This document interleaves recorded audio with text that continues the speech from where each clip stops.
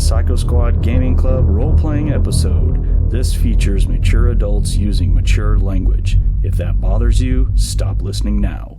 Enjoy our game and remember, alter reality on a regular basis. Greetings, gamers! This is MrMartin from the Psycho Squad Gaming Club. Welcome to our game today. Today, we're going to be hitting off something super special. We're going to be playing some Star Wars, the D20 role-playing game that you like so much. But since we have some of the original members of our Psycho Squad days, like Chris that's sitting over here, and then Greg and Nick is on, and Monte, we're going to restart a campaign that we started many years ago. And in fact, we've made a whole lot of references in previous games to this one game right here that we are finally going to kick off. And this is going to be set in the new Jedi Order era of Star Wars. Before we get into it, we got here at the house, we got my bro Chris has shown up. Chris, how you doing today, man? Doing wonderful. Wow, man, you gonna remember how to play this guy? That's what I'm working on right now. Right. Hey, everyone's in the same book. We only played, we didn't really play that much after you left for your break for a while, so we NPC'd your character for a bit, but we'll get back to that. Online is Nick. Nick has got Clix going today. How's it going, Nick? Oh, Blue Jew is on a roll. Oh my gosh, here we go. Oh man, I've been itching to play this. Greg is online, our favorite evil Imperial wannabe Emperor. How you doing, Greg? How you doing? Doing all right, man. You ready to play your Imperial officer? Yeah. He's just Got collars ready. Oh no. Clix has always said he wasn't into the slave business, but you may make him change that, huh? It's not slavery, it's just re-education.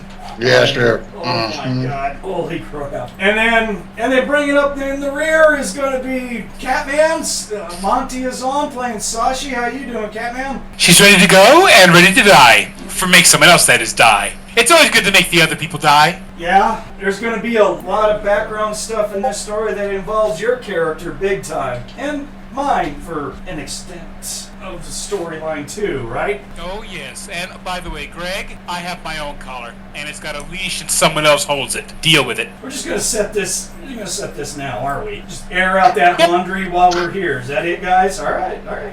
Hello? Oh, we're sitting here doing introductions and Thomas just jumped on. How you doing, son? How's it going? I'm tired. Yeah? Do you have to work like super late or what? Yeah, I got home at like 3. Woo. Oh, E! Damn. Sleep? What's that? And look at him. Just like Nick. I don't care about sleep. I'm gonna game. That's how you represent, boy. Mm-hmm. Until you fall asleep while playing. So... Yeah, hopefully it don't happen. D20 up his nose. Right on. We got all our gamers on, so we're going to go through the background of all this, because all of us, we just haven't played this campaign for a while. And the last time that we played it was in late October of 2020. So it's been, just about on the verge of 3 years since we even touched all these characters. Now, just for everyone who's listening as background, we started this group at first level characters in January of 2009. That's when we started this campaign. And everyone save for one guy is playing today that had first level characters. That would be Greg was playing his Jedi Fatara. Talk about what happened to her and why he's playing a different character now, but we're going to have to cover that, because that's actually part of the story. Swiffer! Son of a bitch. And then that was the Nagari. The Nagari is the one that hit him with the Swiffer. She never used this. No, but you mind screwed. You know what? Hold on. Let's get into that later. Hold on. So Greg was playing Fatara. Nick was playing Clix, still playing him today. Monte was playing Sashi, still playing her today. I have Oki, still playing that little bastard today. And we're missing Meraxis. That was the original people. That's Esteban's character. Like, hey, Esteban, get up off your ass and come back in game. But anyway, there we go. And then later on, there was some other characters that jumped in, but it was about a year later, Chris Ballingy joined us, and he was playing Meraxis, and he started off at 3rd level to match us. Now, everyone is 8th level. Except me. Oh, okay. And I believe Thomas, too. You guys started a little bit later. Yeah, you're 7th. Trevor is 7th level. And Thomas's character, Alyssa, she is 6th level. Both of you came in later on, so. And without Brandon today, he's out traveling, but he is making up a character to jump in and play Star Wars with us. So when he comes back, we'll get his character going. Yeah. And hopefully we have a good enough time with this that we want to keep this story going. We've been playing this game since 2009. How old are we now? My God. I refuse to say I'm the grounds. That was a whole lot of robot. Whoops. Say again, Monte. I refuse to say how old I am on the grounds that may incriminate me. Yeah. It's nice having someone else here that's older than me, so now I can crack old man jokes. Chris. Hey, Greg's older than all of us, so. Well, yeah. Greg's old enough that he was conversing with Moses about how to build that boat of his, so, I mean, it's not saying much. He didn't listen to you that much, Greg. What the hell? That's because Trey sold him the insurance. Oh, broke out the tray. That's hilarious. Nothing from you, Greg? Nothing? Come on. Yeah. All right. Yep. The Trey's just sitting at home, polishing off his Kathy Lee Gifford knickknacks. Making sure he's stocked up on Tabasco sauce. Oh, yeah. It's like a wine cellar. He's got his Tabasco cellar, man. He's got a chilled refrigerator with a thumbprint lock on it. Yep. Tentacle print. He's got Tabasco, Sriracha, all kinds of. There's a game we haven't played in a while that we're going to have to make up some characters and play again. With some battle. Hey, there's a Thomas's forehead. Oh, there he is. How you liking your new computer, dude? Can't hear you. Well, I haven't been able to do much with it right now, so. All right. So I think the best way to go through this is each one of us just talk about your characters. We'll give off, and then we'll all just kind of sound off with history about what we're doing, what this whole group is about. I guess I'll go ahead and go first as far as what the group is all about is just Clix owns a ship and we basically work for him. We started out with our own shipping thing with a single ship called the Silver Scotch. Stats for it are going to be up on the slideshow for the podcast. I'll include it when I upload this to YouTube so everyone can see the ship and stuff. And we ran around, did a bunch of stuff, made a bunch of enemies, pissed off a bunch of people, Jedi mad at us. We got involved in the Yuzong Vong War. We're still in the process of that. Let's discuss timeline just really quick. We are playing in the new Jedi Order, which starts at basically 21 years after Return of the Jedi. We're roughly about 10 months into the discovery of the Yuzong Vong. Lots of worlds have fallen already. The Battle of Ithor happened just like a month ago. But we haven't been involved in that main storyline. I kind of have a bunch of storylines stacked off on the side, but I'm trying to follow the timeline of the conquest of the Yuzong Vong through here, so they're really not the main antagonists for our group. We're just kind of playing in that era, and the Yuzong Vong have just been kind of like a little thing off on the side for us. So now, after running around and doing a whole bunch of different jobs and everything, it turned out that we got this, Clix got this lucrative job offer from the Imperial Remnant, and he started his own company with the Imperial Remnant on Bastion, and we are now a Imperial Remnant Trade Commission business. We have another ship that we're in the process of trying to get manned and everything, so Clix is like a legitimate business guy for basically working for the Imperial Remnant, because we've kind of like, through most fault of our own, but we've kind of wrecked our, what's the word I'm trying to find here, our reputation with the core world of Coruscant. So the New Republic don't like us too much. We've done too much fucking around and dicking stuff up and stuff. So this group is what has we've officially kind of labeled, unofficially, have labeled the evil Star Wars group because all of us got a whole bunch of dark side points, save for a couple of us, and some of us are embracing the dark side like crazy. I'm going to point at Greg and Thomas on that one. So now we are doing jobs in Imperial Remnant space. That's the short version. There's again years and years of gameplay that we just can't all make up, so you're going to hear references to a lot of role-playing from in the past we're going to be bringing up like crazy, but we never recorded it for podcasting, so this is the first time that we've actually recorded this group, and it's coming in pretty advanced, but we'll do our best. We're going to hopefully have a great time during this and see what happens. So, I'm going to go in order here. We're going to start off with the main man. Nick, why don't you tell us about Clix? Just go through the character sheet, tell us about our man Clix so we all get remembered who he is, what he does, all that good shit. It's all yours, brother. Alright, so, Clix, which is short for Clixotramus, which is too long for a lot of people to say, so we just call him Clix. He is a 5-foot Duros, blue, bald head, of course. He likes scotch. He's a big pilot. I'm playing the scout class for him. He loves his wealth and infamy.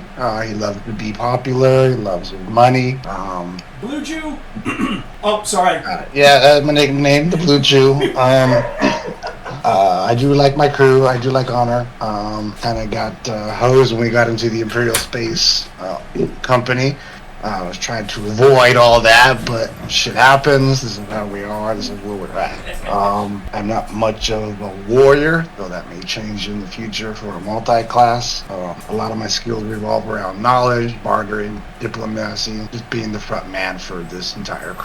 The Silver Scotch is my ship. I run it, I pilot it, I am the captain. And then off to my right is my adopted son, Oki. And he's been a part of me for quite a long time. Is that good?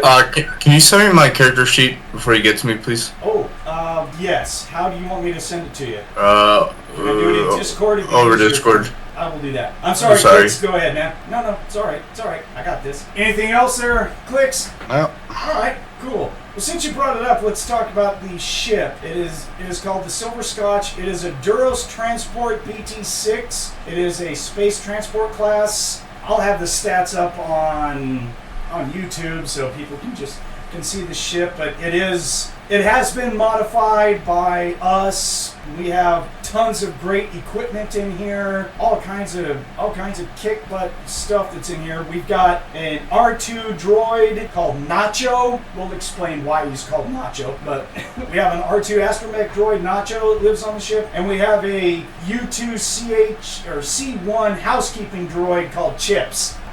Chips. There you go. So that's simple. So we have, we've got our own generators for the ship. We got a bunch of stuff. We've worked on everything on this ship, basically. Made it a little bit more maneuverable, faster, better hyperdrive. Never really done that much with weapon systems. For $6 million. What? $6 million man. Oh, yeah. So what else do we have on here? We've got one hell of a kitchen with a full-size refrigerator and freezer. We have an industrial walk-in refrigerator and freezer. We got a whole bunch of stuff in here. Oh, we got a hyper transceiver with lag time reducer, so we can talk while in hyperspace and look at stuff real time. Sensor suite's been upgraded.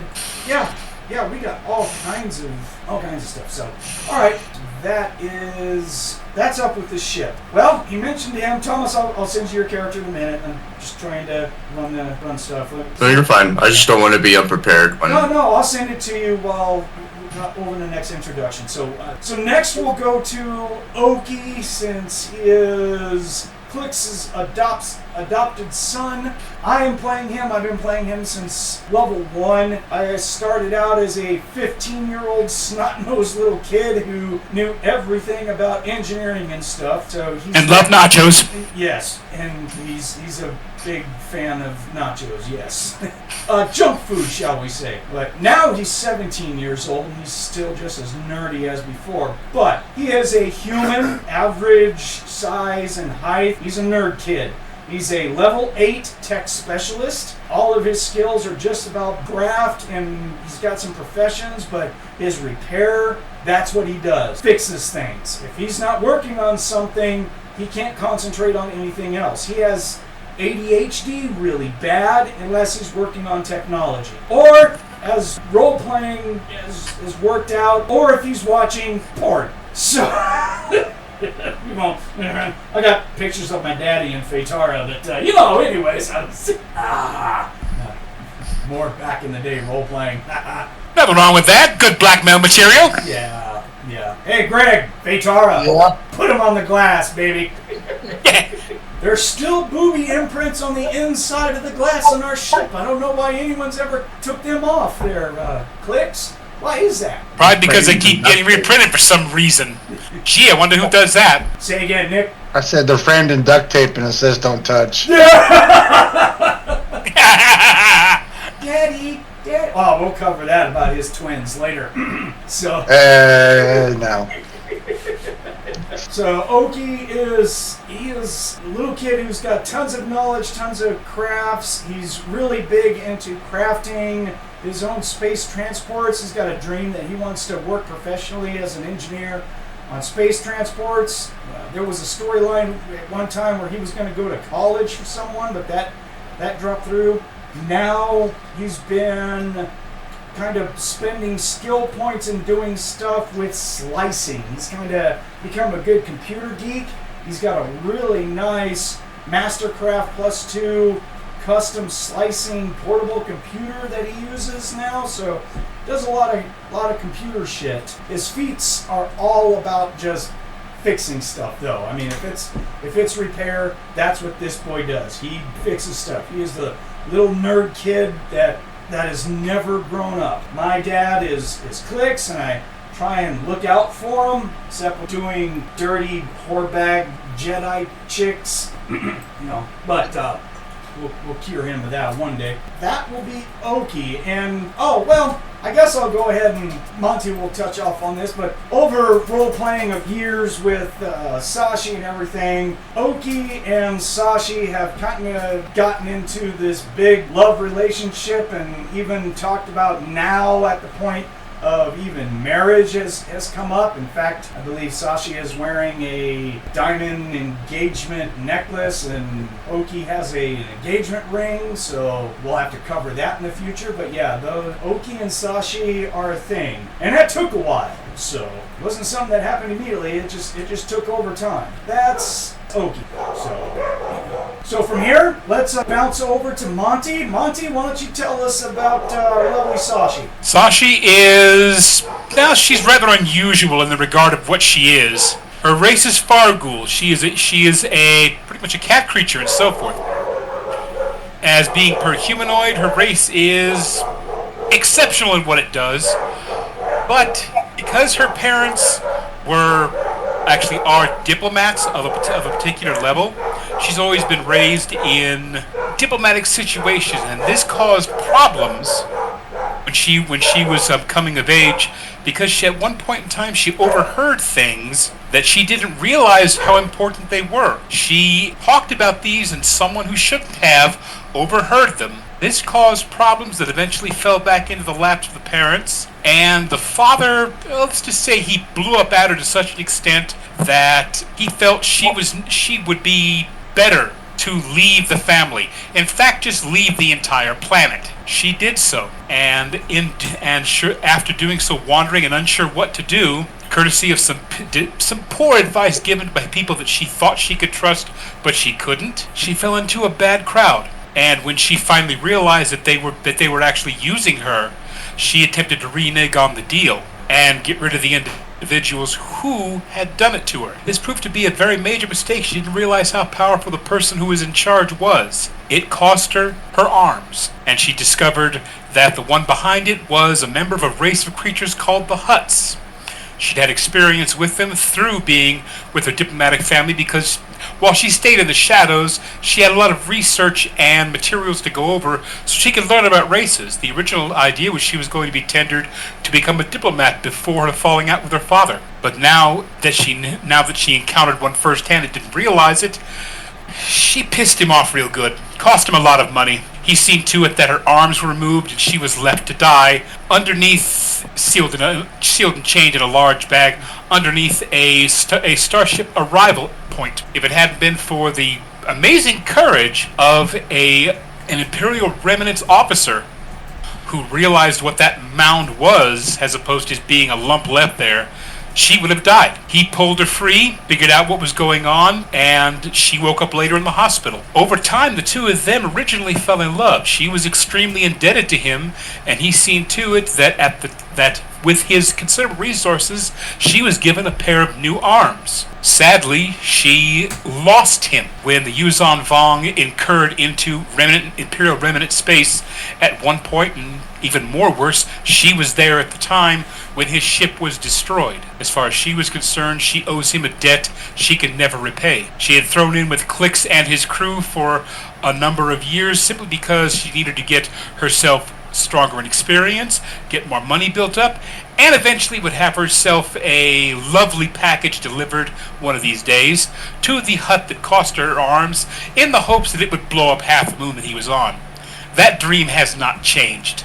She hates Hutts with a fiery passion. During the time that she had been with Clix in the earlier years, her and a certain female Jedi named Thetara locked horns. Thetara, in her eyes, was an overzealous, self-absorbed little pink tramp that, as far as she was concerned, was not worth the time of day, but she couldn't do much at the time regarding Oki, because even though she cared for the kid and she liked him as a friend, she was seeing in the background how Thetara and her friends were mind-screwing him. When push came to shove, she eventually went to his defense. Thetara joined the whatever that mind-fucking young new order of Jedi of we are the Imperial Police kind of crapnoid with the Force on our side. She didn't care. She was happy to get rid of that loser. Tried to actually outdance her. She tried to actually outdance Sashi on a pole contest at a local strip club. I'm very happy to say that during that time, Sashi walked away with a large bag full of money. Thetara was several bruises when she demonstrated her athletic grace and fell off the pole into the front crowd. She was so pleased about that. Y'all feel this bus that's being running over here? I mean, is it just me, or is this like a really big bus? Anyone feel that? I was insane. No, it couldn't be that. No, really. Her hatred of the Yuzon Vong continued because she met them in combat a number of times, and she hates them and fears them primarily because she's discovered that they're immune to a large number of weaponry, especially some that she might think is quite dangerous. When she tried to bring this up to Oki, she discovered at the time he was trying to come up with ideas on how to see about permanently destroying Jedi. A worthwhile cause because of how bad he'd been screwed. They eventually became something more than friends, and when she finally confessed to him why it was she was a little standoffish with everyone, it was because that she felt that she wasn't whole. The loss of her arms, it had left a mark on her that she felt was, it went beyond her idea of being a full woman because of the simple fact that it was a piece of her that was lost. It was an indelible dent in the armor. Oki punched through that shield of hatred and self-loathing and actually gave her purpose again. This is the reason why that currently she is in love with Oki, because as far as she is believed, he is the only one besides the Imperial captain who is gone that has ever seen her not as a freak. He's seen her actually as a woman. She has sworn to give herself to him, and this holds true in the promise necklace she wears with great pride. Aside from being a scoundrel and very good at procuring weapons and using her diplomatic skills to acquire us new materials whenever possible, she is also the ship's primary cook. She takes great pride in this, mainly because she can make sludge taste like fried chicken, and fried chicken tastes like heaven. She's very good at this. Cool. So you are an 8th level character. I didn't hear you talk about your levels, just so for everyone. You are a 4th level Scoundrel and a 4th level Soldier. Total of 8 levels. Yes, she is. Cool. And you have you have more force points than you do dark side points. That's the important thing.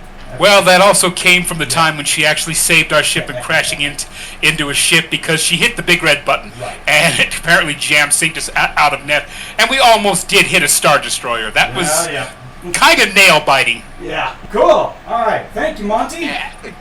Flying a ship? How do you do this again? Cool. All right, we're going to move over to one of the last people who part of the original part of our group. And Greg, why don't you go ahead and give us a breakdown of your character, Trevor. Trevor, only child, the golden one, whose father was a fleet commander. For who?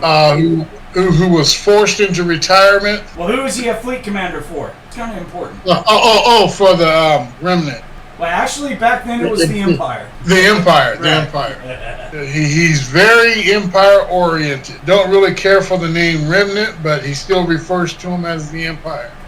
He's gone to the best military academies.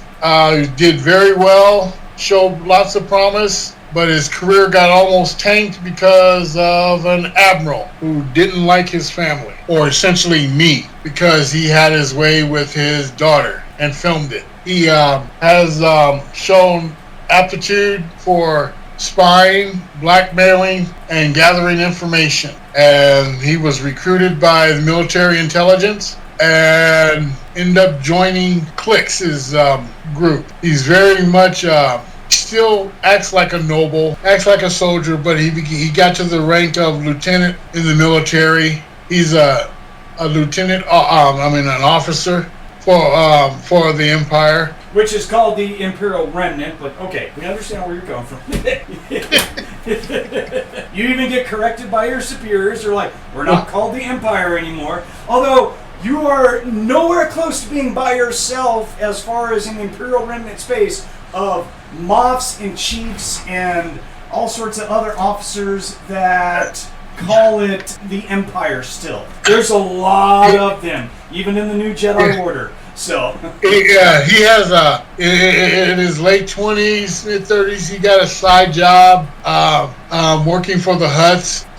Very, very adept at them, at that. So he's got a good standing with them, with the Hutts, which he tries to keep under wraps. And Emperor Palpatine being a Force user, Emperor Palpatine, yeah. You had some his good friend Emperor Palpatine, who he has commemorative plates of him and signed pictures of him on the golf course, of them bowling and. Oh my God! and lastly, to bring up something in your background, what does your family think about some certain heroes of the New Republic? He thinks Emperor Palpatine was set up by the Skywalkers and Solos. He's making it his personal mission to take them down. Oh my God. Skywalkers. All right, and then just so we can have the classes going here, you are 7th level. You have 2 levels of Noble, 2 levels of Soldier, and 3 levels of Officer. And here's the fun part of your character, and you play it well, sir, I might add. But you have 3 Force points and 7 Dark Side points. So, you are an evil bastard. We already knew this from the way you've been playing this guy, but you are an evil Empire bastard. But you work so well with this group for some damn reason. So.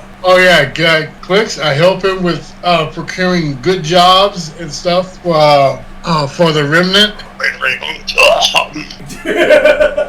Okay, all good there, Greg? Yeah. All right, cool. Let's go to my man. Well, hold on a second. Sorry about that. So let's just cover something really quick here. This is not your original character. You used to play Greg. He started out this group with a Jedi called Fatara who went completely dark side. Greg played him like he wanted to go to the Sith and ended up, that storyline just went weird really fast. So she ended up getting more dark side points than double of like your, I believe it's wisdom. Constitution or no, you're right, it's wisdom. When you have double the dark side points of your wisdom stat, you're basically just hopelessly evil, and that's it. And I unfortunately had to take Phaetara out of playing actively with this group because she fell in with this other Jedi kid who got converted over to being a dark side marauder, and that would be the eldest son of some contacts for Clix. Remember that, Clix? Good old Jason? Yeah.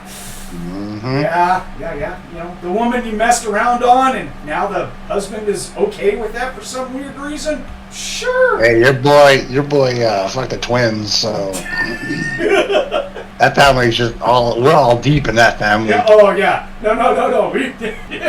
We done stirred that pot. Yeah.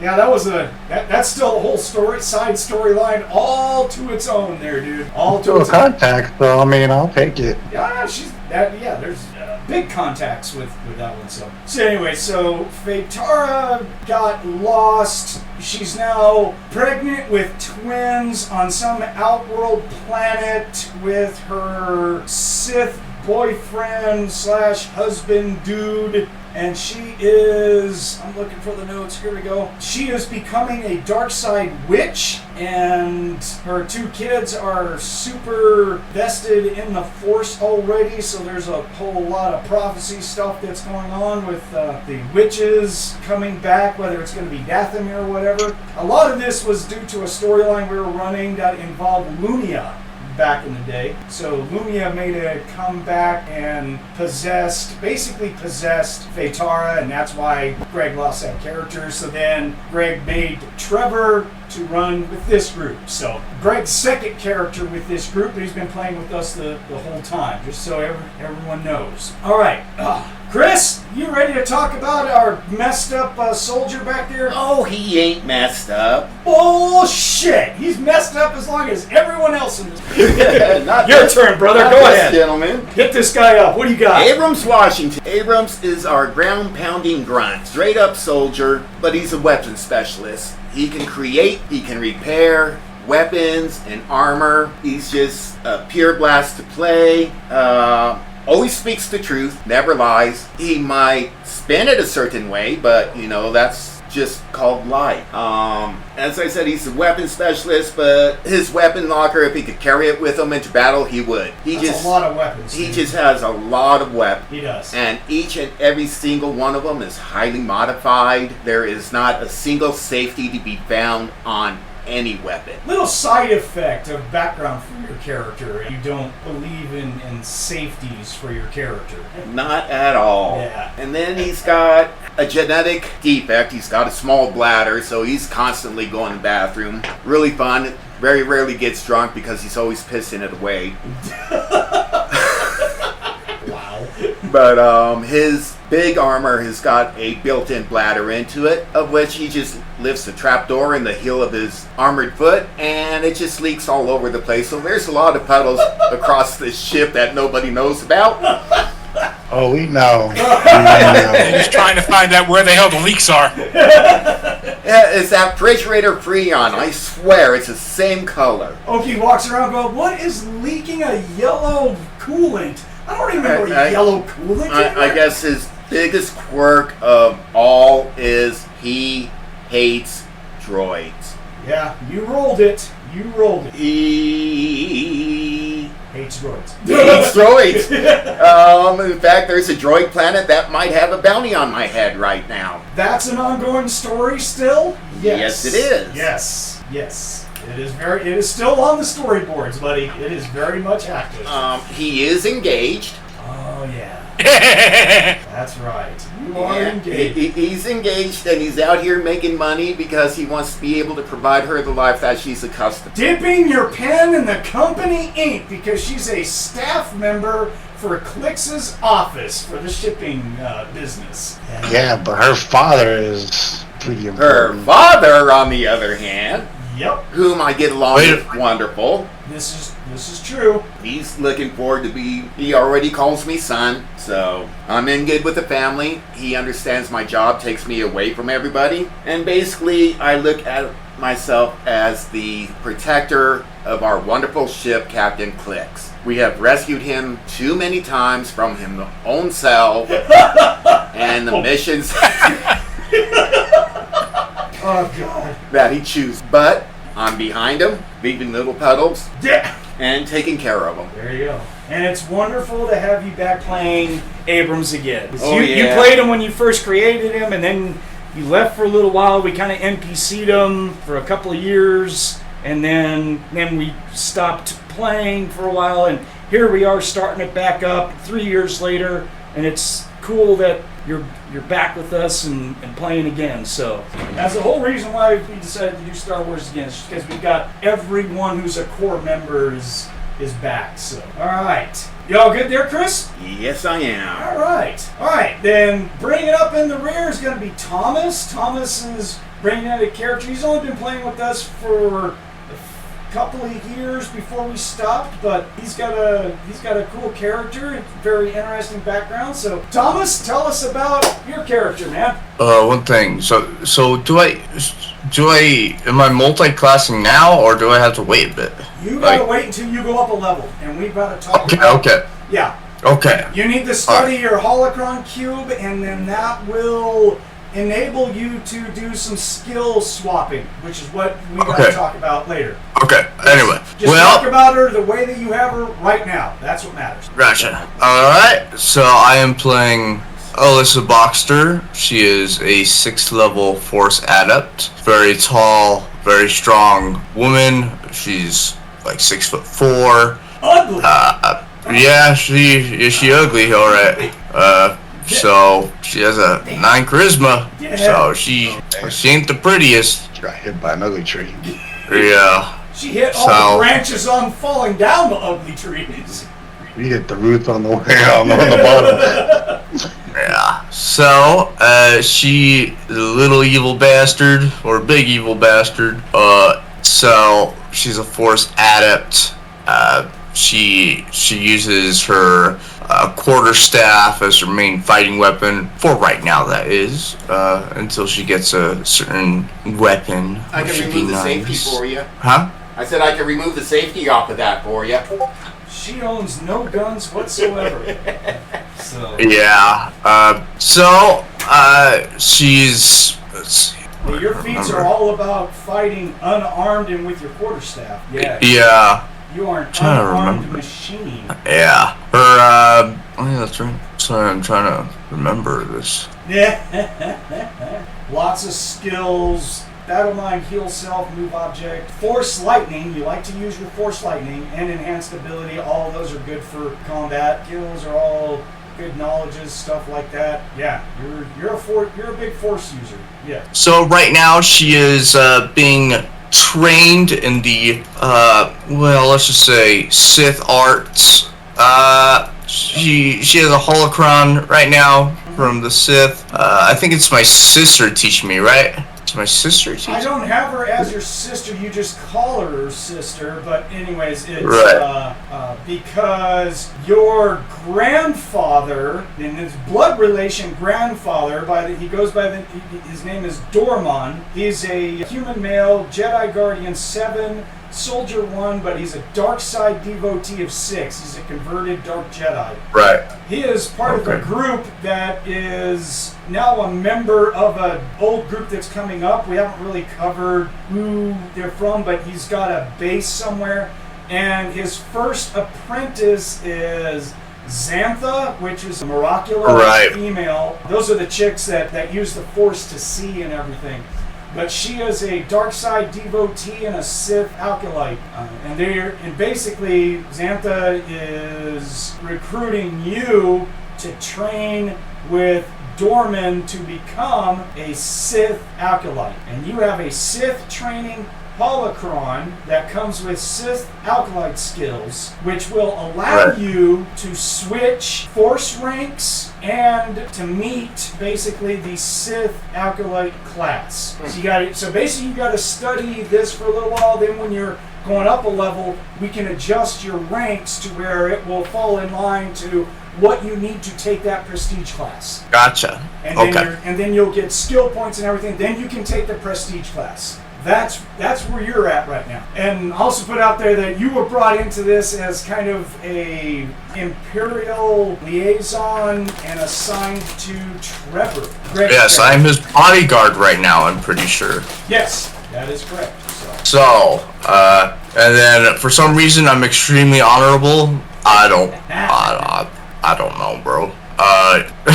Yeah, I cannot legally pilot a vehicle because I lost my license to a corrupt senator. Someone keeps leaving me death threats too. So, yeah, that's her. Okay, so that in a nutshell, here's all the characters that's being played today.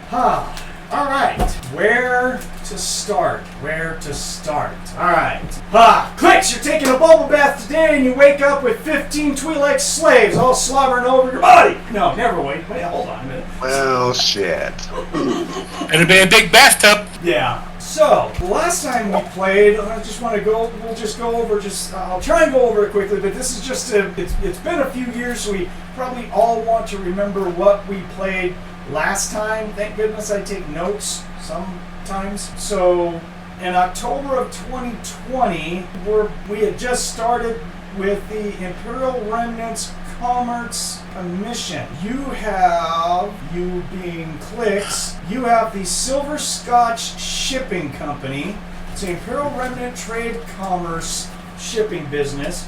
We're based out of the capital world for the Imperial Remnant out of Bastion right now. You have a manager who goes by the name of Vigo. He's a human male. He's an expert in business, level 4. The assistant manager is Caris. She is a Chiss female, and she is engaged to Abrams. We have a secretary who's a Twi'lek. Mina is her name. She's got a really high charisma as well. So does Caris. She's got a good charisma. There are 4 warehouse workers. They're all human males. Why is this part of the crew for the business? Interesting. There are 4 Twi'lek female sex slaves that live with Trevor. Thanks, Greg. What is it, a tax write-off for the business or something? How does that work? Entertainment proposition. I guess. He's Imperial. It's not like he pays taxes anyways, right? So True. He saved them from their horrible homeworld, and now they have a much better life, okay? Not a reason for a tax write-off. They were Just like a good Trevor does. Yep. That's what the Empire, they assigned them to me. Assigned. Oh my. Yeah, check the paperwork on that one. Let's see. We do have an additional ship that we just picked up, a Carillion YT 2400 transport, and right now Vigo is putting out the call to hire a crew so we could use that as another shipping source rather than just our main ship. So no one's flying it. It's sitting in our docks right now, just waiting. You're welcome.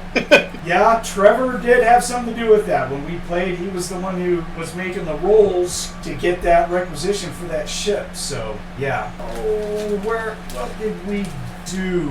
Let's see. Vigo suggested a separate crew would be contracted through the Imperial Remnant Commerce Personnel Office.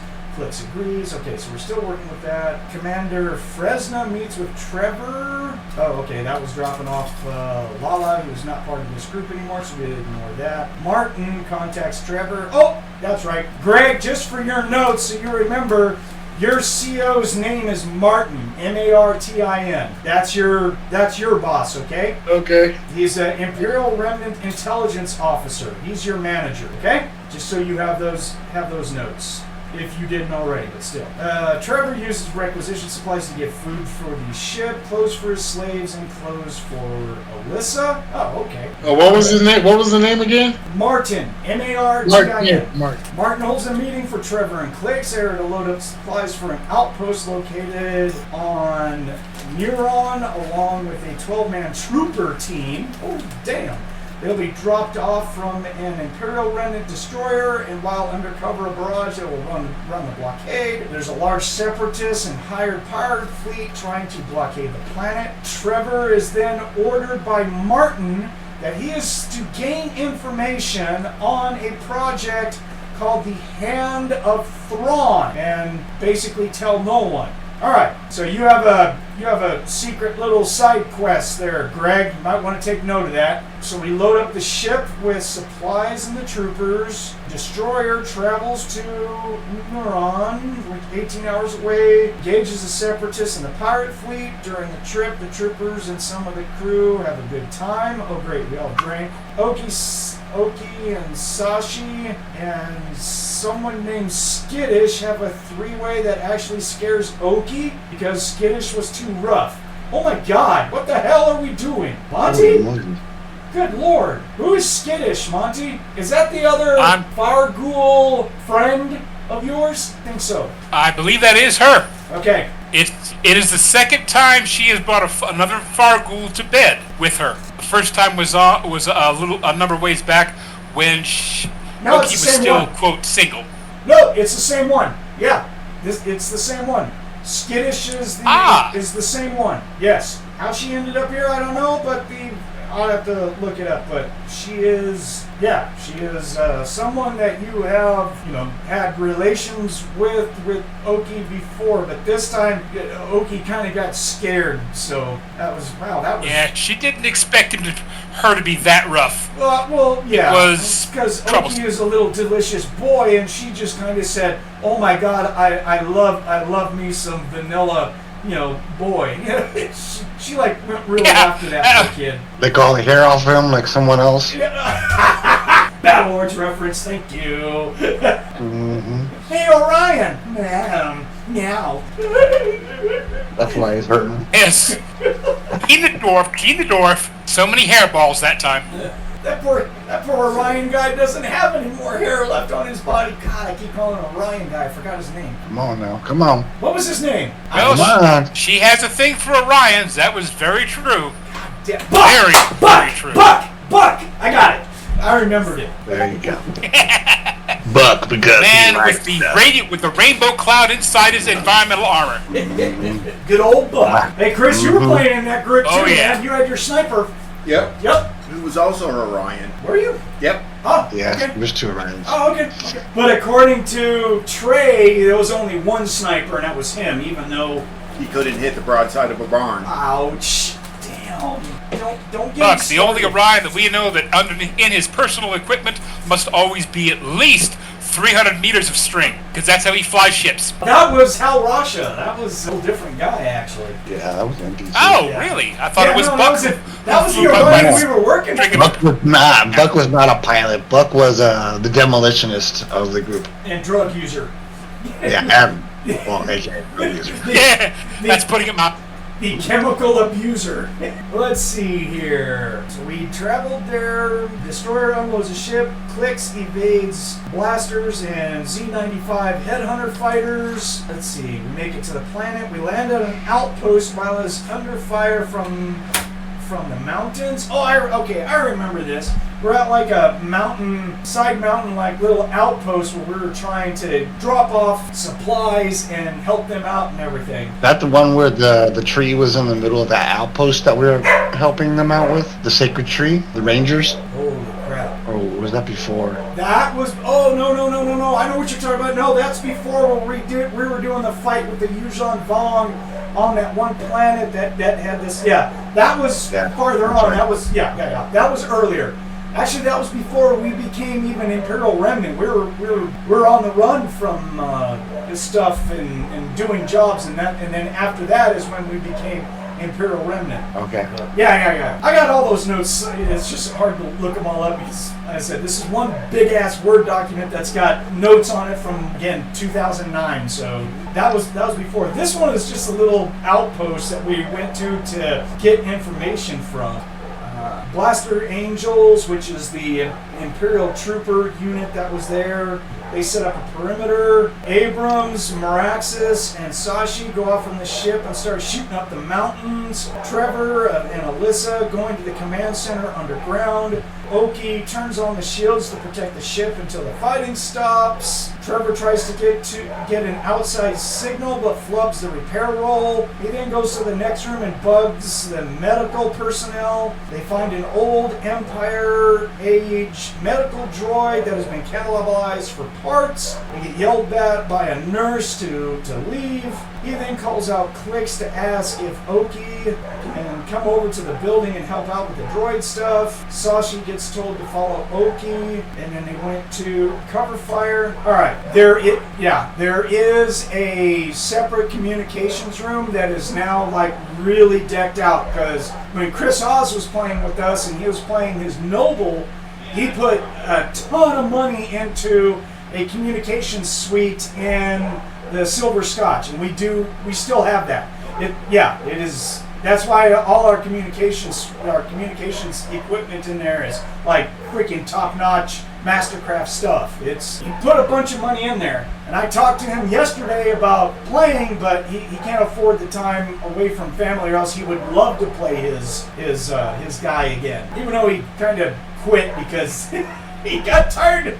We kind of went to the Imperial Remnant on him, and he was like, that's not what I wanted to do. And we're like, tough shit, this is what we're doing. So, anyways, I didn't want to either, but guess what? Tough shit. Huh? Exact. Yeah. So that's where we were at. So because we have characters that were in that group, not part of it, I'm going to fast forward to the part of where we did the job, dropped off the supplies. Trevor, you were unable to establish a link, therefore you do not gain any information at all on the Hand of Thrawn stuff, so you're going to have to find other avenues and talk to your boss about it, and or research yourself when you have a chance about that little, call it a side quest, okay? Yeah. Alright, so then we'll come back up to the Destroyer. We'll end up having our group now, the characters that were here before. My daughter's character, Lala, she's gonna go off for more training. Maraxis, we're gonna put him on the back burner since we have another soldier who's gonna be joining group, which is going to be Brandon's character, so we're gonna put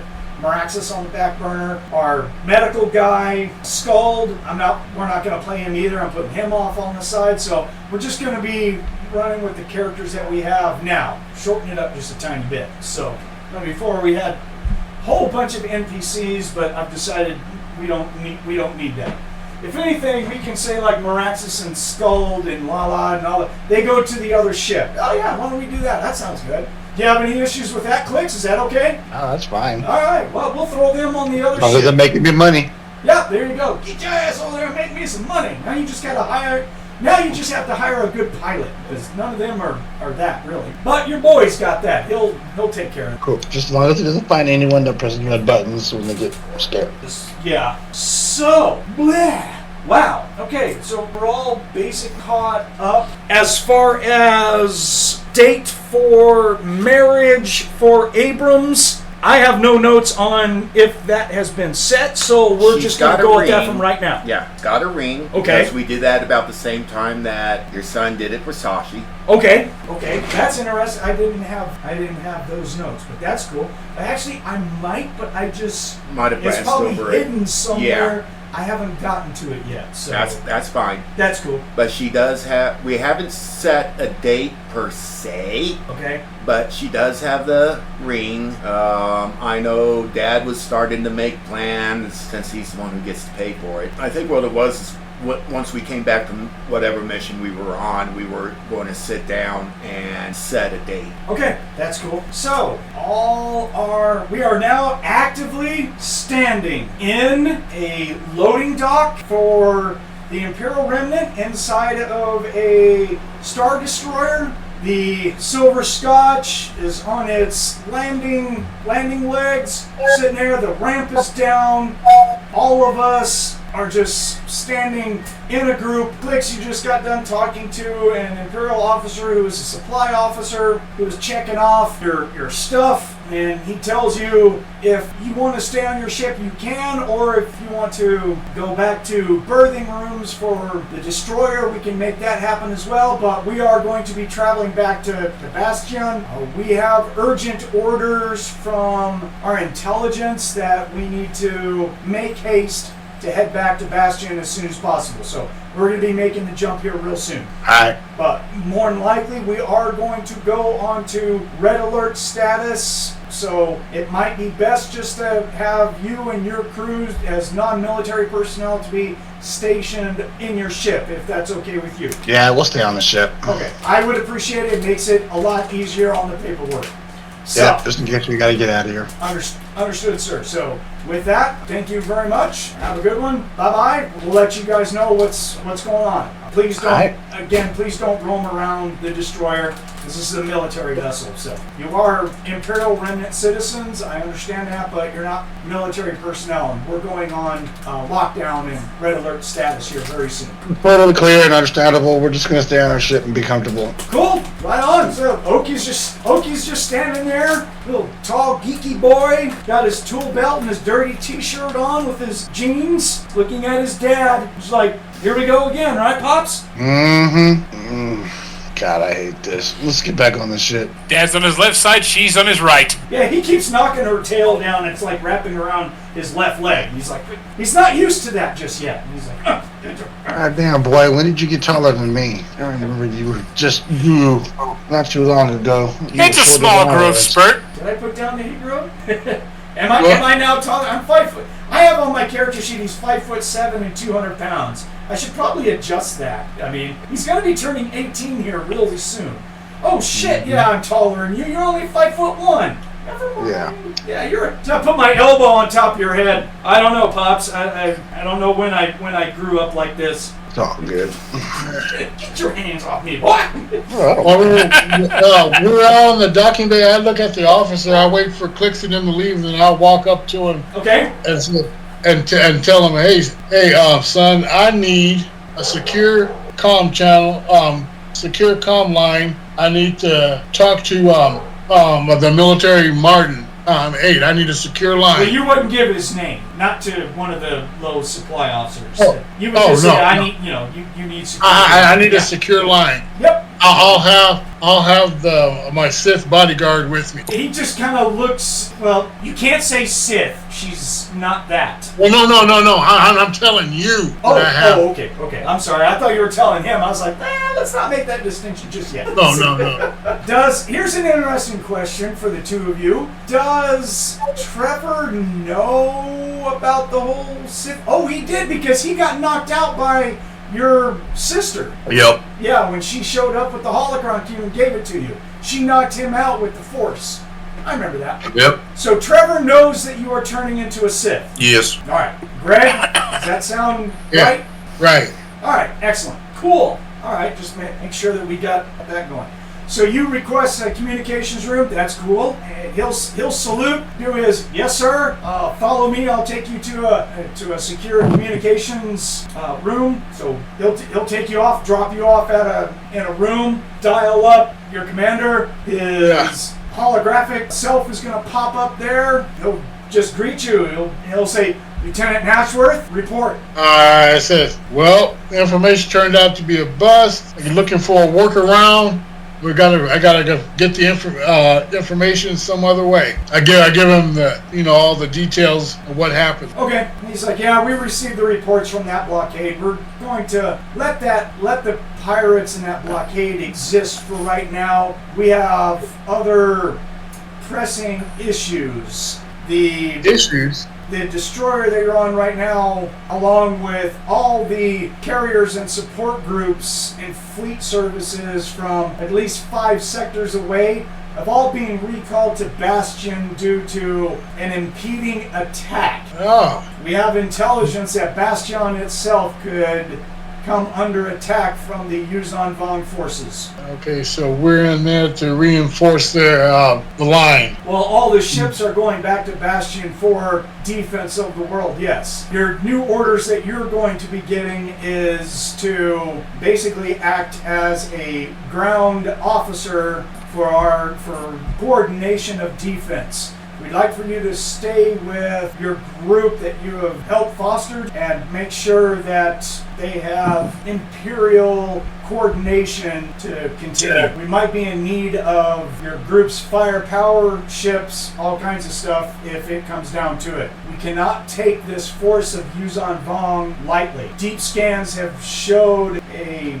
sizable force, and their intercept point is Bastion. Copy that. So this is a military need-to-know basis only right now. You do not share this with your shipmates. Just allude to them that something is going on, because they're going to find out rather quickly that all shipping lanes have been shut down and canceled temporarily due to military shutdown. Okay? Okay. So prepare for that and make sure that your group is ready to go at all times. This could be a all hands on deck type battle if it turns into it. Okay. All right. Copy that, sir. Cool. Okay. And we're out. All right. So you're gonna go back to the ship. Yep. Cool. So while he's gone, the rest of us just kind of go back up into the ship. For some reason, Oki walks into the ship and he just kind of looks around and kind of is like, has this kind of weird look on his face, looks at his dad and just says, I don't know why, but it just feels like I've been gone a long time. Weird. Oh well. Gotta put some sneaky storyline stuff in there. I walk up to Clix and I say, Hold on. Hey, You're not there. Hold on, Greg. Yeah, it's going to take some time for that. You're on the way, bud. You're on the way. Yeah, you're on the way. So hold on. So he's like, yeah, when we get back, I guess I'm working, I'm still working on the new ship, getting it all set up and everything. So good enough. Good. Maybe we'll start making some credits off this. Imperial credits, but just saying. It buys. Weren't we supposed to get paid for this mission? Oh, I'm sure the Imperial Remnant will send us probably something. Maybe. Who knows? Where's our... One would hope. Our officer will probably tell us more information about what we'll get when he gets back. For now, we'll just sit tight and see what the fuck's going on. Exactly. Fun. Yeah. So, Abrams, all your tools and everything are right where you left them. Okay. We have a workbench that was set up that you've been doing all your work, all your parts and toolkits and everything are there. Meraxis has left you. They need a weapons guy on the other ship, so he's already taken off to... Hopefully I trained him well. Well, he really liked to shoot up the ceiling, if you remember. So Yeah. That and grenades in the wrong places. Oh, Lando's Folly. I remember that. Yep, we blew the airlock off of her Lando's Folly. Too. Shame. And we got kicked off of it for a while, too. They told Right, us. but he let us come back later on for a particular mission. Yeah. And we was like, no more of that shit. Yeah, he was all like, we will not do that anymore. You guys just stop that crap. And I was like, oh, okay. Wow. Yes, that was ages ago that happened. I'm just going back. Yeah, we'll go ahead and just sit at the lounge and get something to eat and wait for our officer to come back. There's not much that Clix is going to do at this point in time. All right, Oki's going to go off to the communications room and just kind of look at things while you're basically going off to the cockpit to hang out there and do your stuff. No, I'm sitting in the crew lounge. Oh, okay. Just sitting at the table. Okay. I'll probably have some coffee or something. Just sit there. Sure.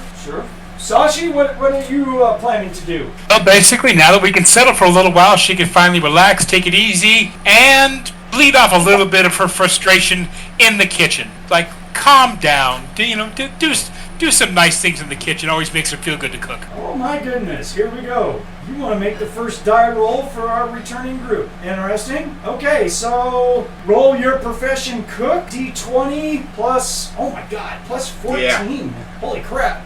Yes. Hold on. She's That's good. why paste always tastes Oh yeah, wonderful. no, she makes paste taste good. That's right. I know, and that's when she just takes 10. Yeah. You have to roll it, big guy. You just have to. But you get a +3 Yep. equipment bonus for your gourmet cooking set. Yep. And in this case, she's using standard food. Standard? So it's going to be decent. I'm eating whatever you're cooking, so I'm right there. All right, Monte, Like I said, Monte, go ahead and roll it. D20 plus 17. Holy shit. Okay, grand total 29. Crew to the lounge, crew to the lounge. We have a Sashi cooking. We have a Sashi cooking. Are you freaking kidding me? Abrams, Oh, yeah. how much does your mouth water even in your armor? Well, you're not wearing your You're not armor. in the armor Yeah, right right. now, You're sitting there working on guns and just going like, blah. Anytime Okay, I'm she's in the hungry. kitchen, I'm there. Yeah, you're just like, you're sitting there doing some soldering on some micro power packs and you find yourself drooling. You're like, all right, I gotta go eat.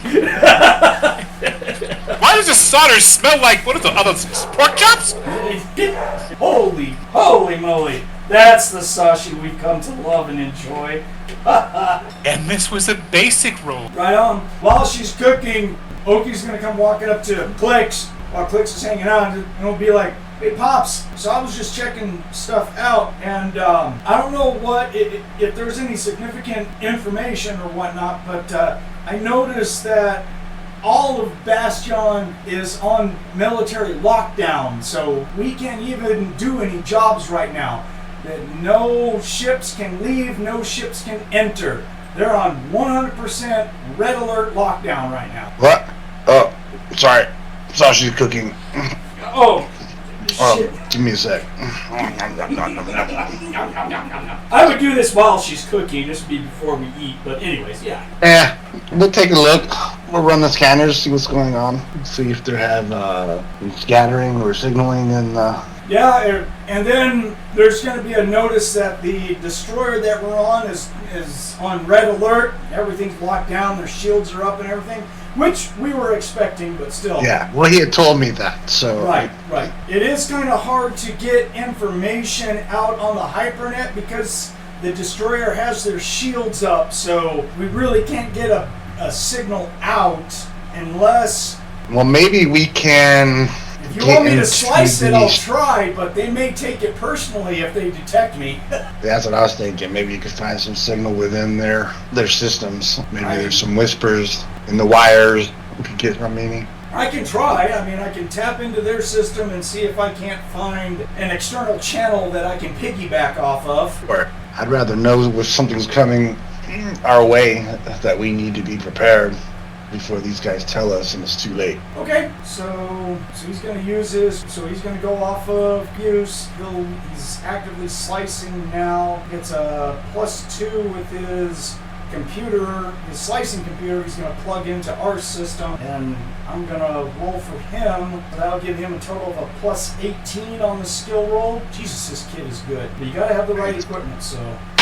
And, oh my goodness, I sure am glad I have a +8. So, I rolled a 4, but he still gets a 22. So, he needs a DC of 20, but not a 25. So, but a 20 is good enough that he can get a commercial signal out and not be seen enough to where he's all like, okay, so I can't tap into military transmissions, but everything that I'm seeing on the hypernet that has to deal with commercial is all saying Bastion is on a shutdown due to military maneuvers, something like that. So, just out of curiosity, I have a +13 to computer use. Can I give him a synergy bonus? We've been through this before, I believe so. Give me a second.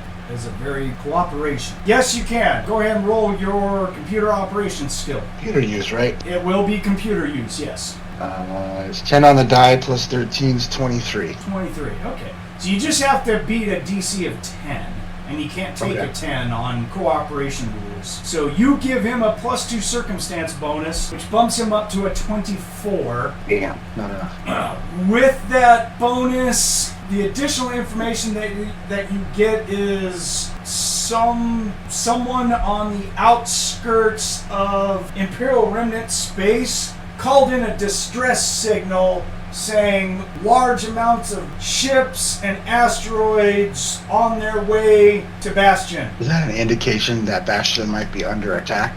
Would Clix understand that type of scenario of why they would do that? I mean, you can definitely take it that way. When it says asteroids, we know enough about. Remember, we've we've done enough research with the Yuuzhan Vong. We know that they transport themselves on asteroids, basically, and then they have some sort of organic growths that help propel them. And we know about the Dovin basals that they use for propulsion and for shield generation. It's not really a shield; it's a miniature wormhole, but it works effectively the same as a shield, so to an extent. And mind you, at this time, this is after the fall of Ithor. We did not take part about that, but everyone's going to know it. We would have seen it on the news and everything, that at the Battle of Ithor, that was where the Imperial Remnant sent a sizable amount of their fleet to Ithor to help the New Republic try and defend Ithor. And we actually, the combined might of those two factions did actually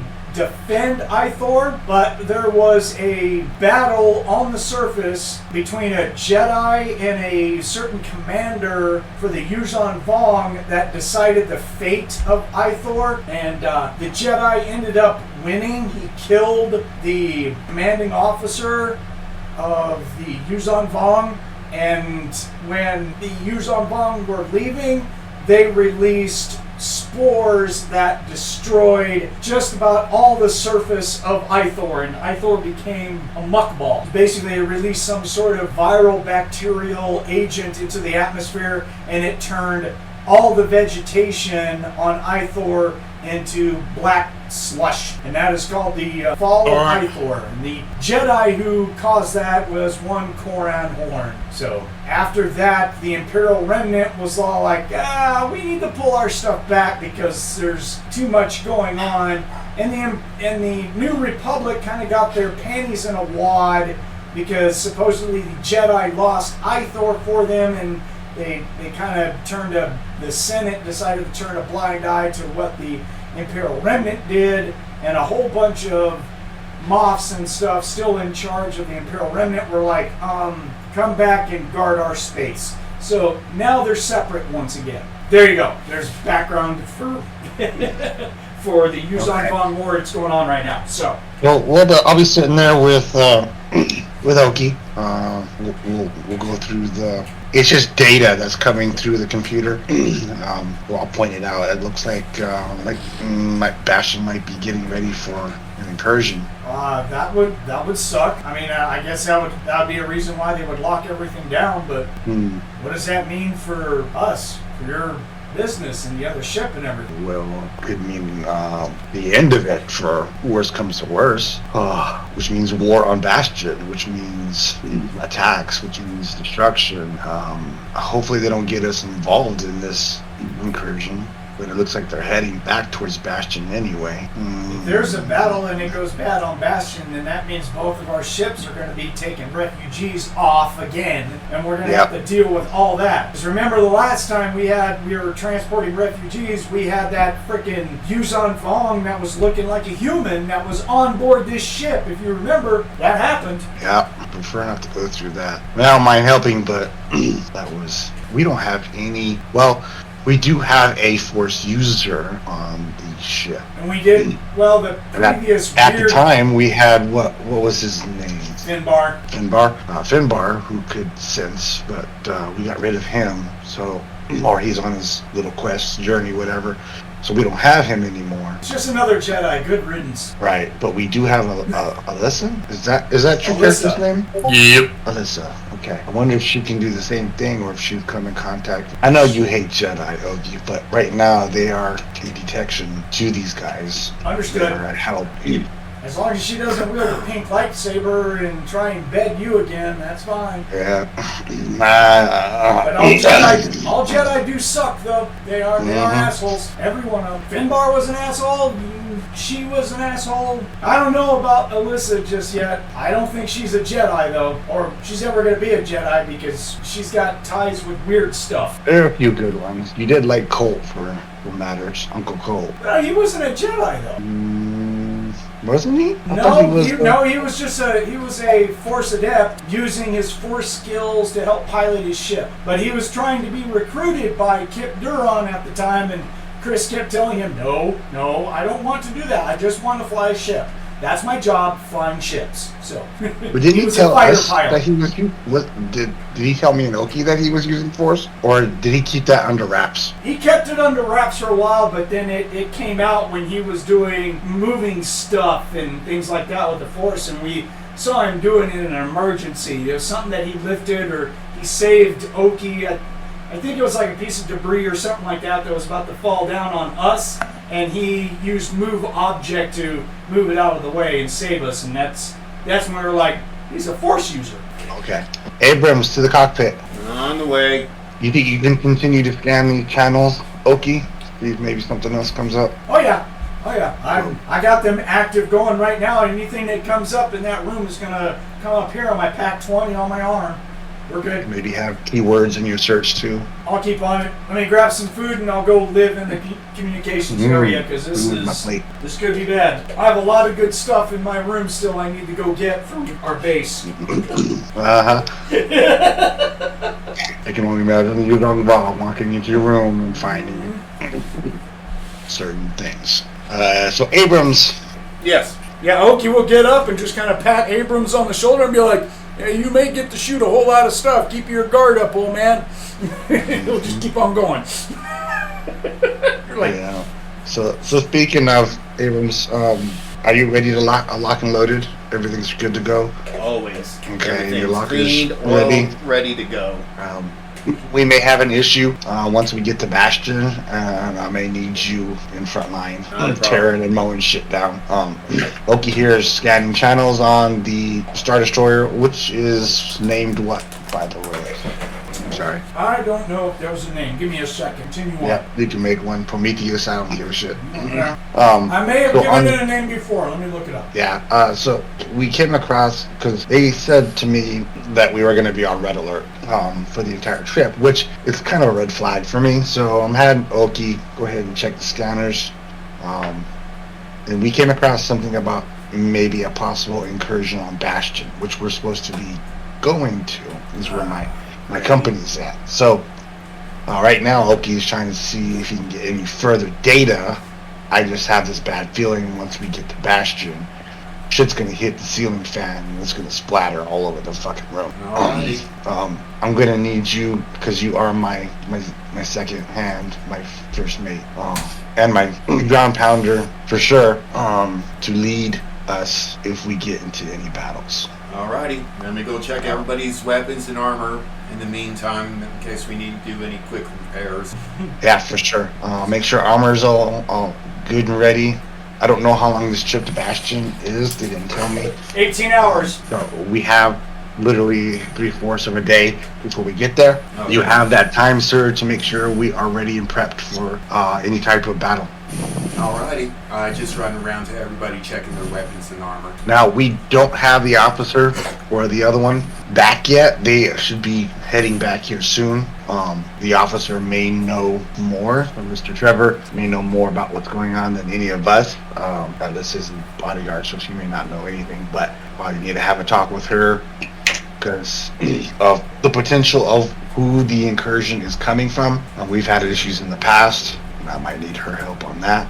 But yeah, just go around and make sure everything's okay. Will do. Right.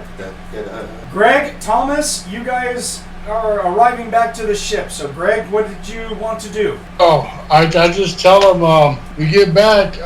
Make sure you have somebody manning the guns. Which isn't here yet. Yeah, the turret and stuff. No one enters the ship or approaches the ship. Where would you like me to be, my lord? I mean, what?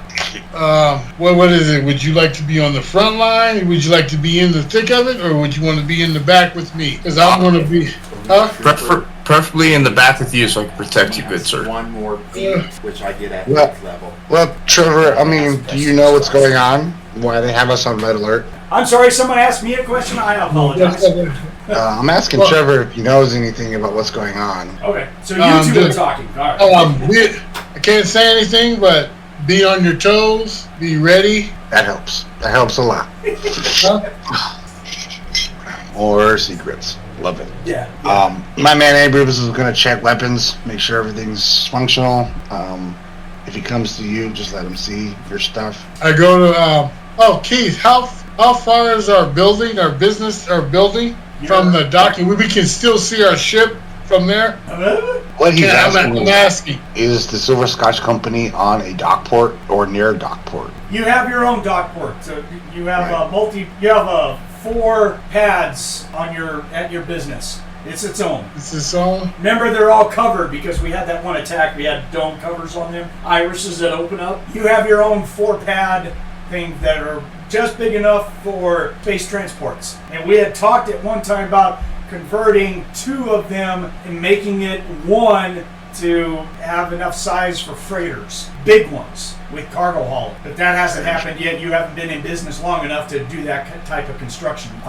Real quick, while everyone's doing their stuff, I'm just going to point out, Sashi, you get a personal communication notification since Oki cracked the shields. Now it's 2-way communications. There is going to be a hollow communication that comes up from you as private. Thomas, Alyssa also gets a private hollow communication from the transceiver. Okay. She'll get to it when we're in transit.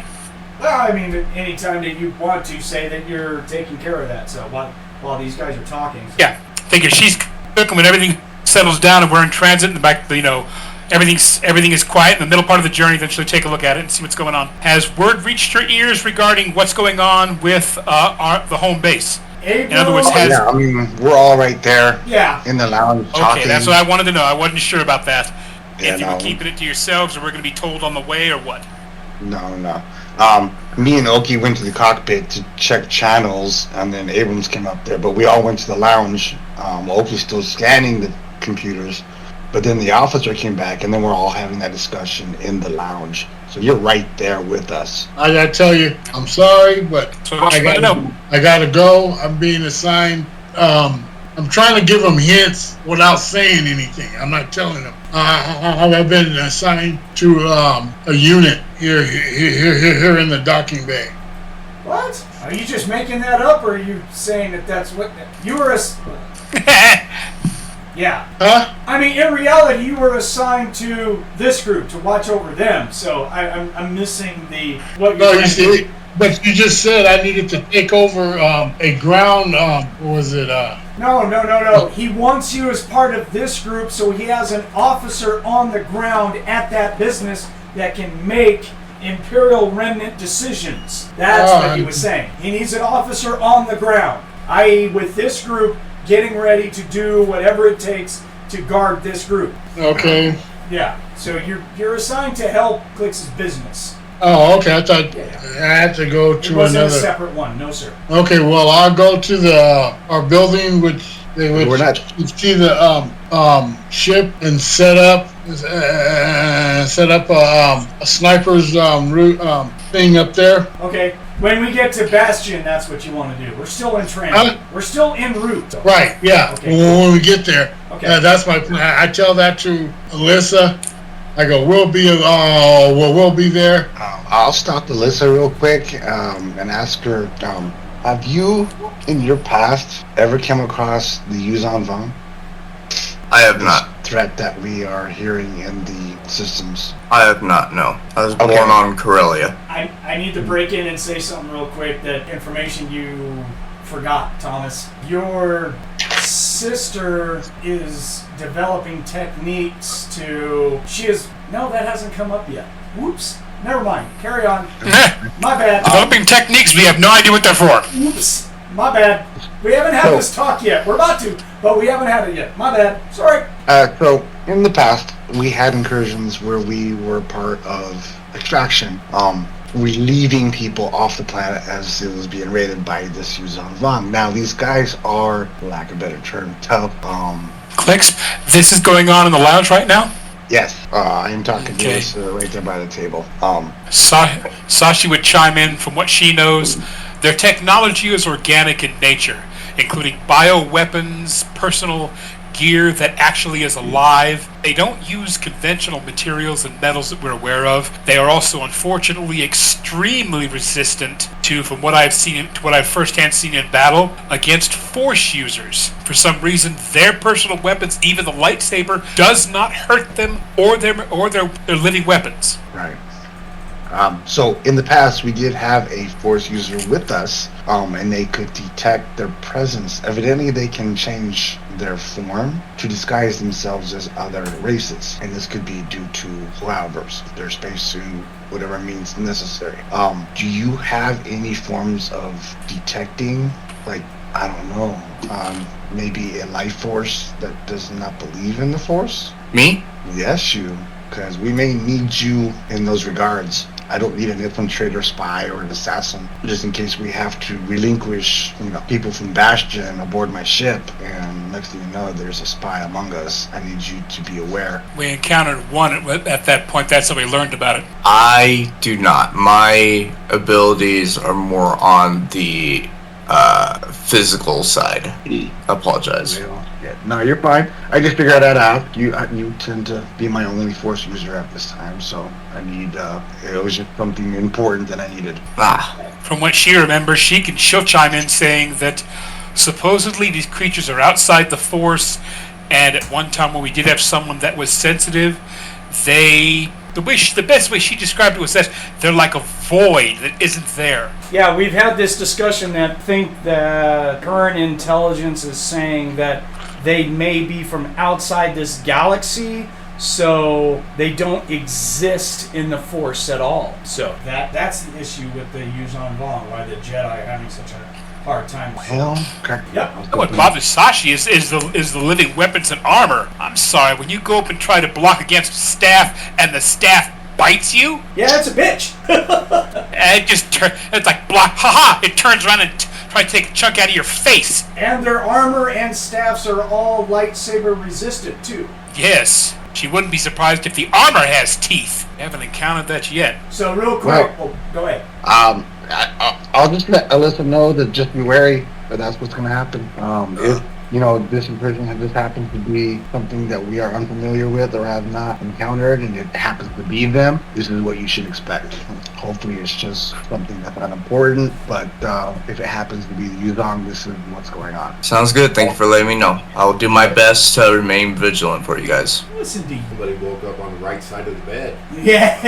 Yeah, she's getting paid, so. I have no intention of dying. He said she was Guarantee you that. Yeah. With the right I am honored. they get blown up real good. Okay, so really quick, then at some point, Sashi, you're gonna go check this Personal message. Yeah, this message, and it comes from your home planet, and it's actually from your mother. Your mother's name is, I don't know if you have it in your background, but I have it here. But your mother's name is Samasi. Got it? I don't know if you had that before or whatnot, but... Not till now.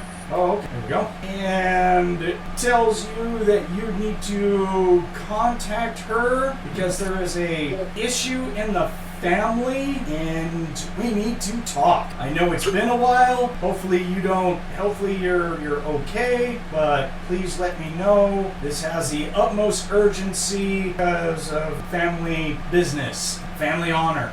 We'll be thinking about that as we travel. It's not something she can deal with at the moment, but it's one of those cases of it's going to hang back there because at this time she is still always trying to find a way to basically get back into her father's good graces from the mistakes she made years ago. Yeah, I'm posting up some information that I have on my storyline that you would know. So I put it up in the Star Wars thing there. So Got it.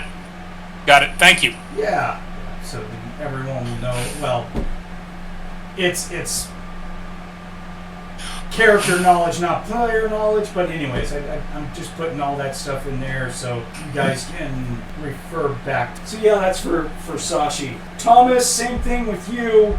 When you decode your communications, it is actually, all it is really is just a holographic communications link. Basically someone saying, hit this when you have a moment. You're the winner of 500 credit. Did you want to go ahead and do that now? Can't hear you. Yes, I will. Alright, cool. I saw your mouth moving, but now I was like, what the? So, okay, so if you hit that link, a hologram comes up of, probably not surprising, but Xantha's image is going to populate on the hologram there for you. Alright, how are we going?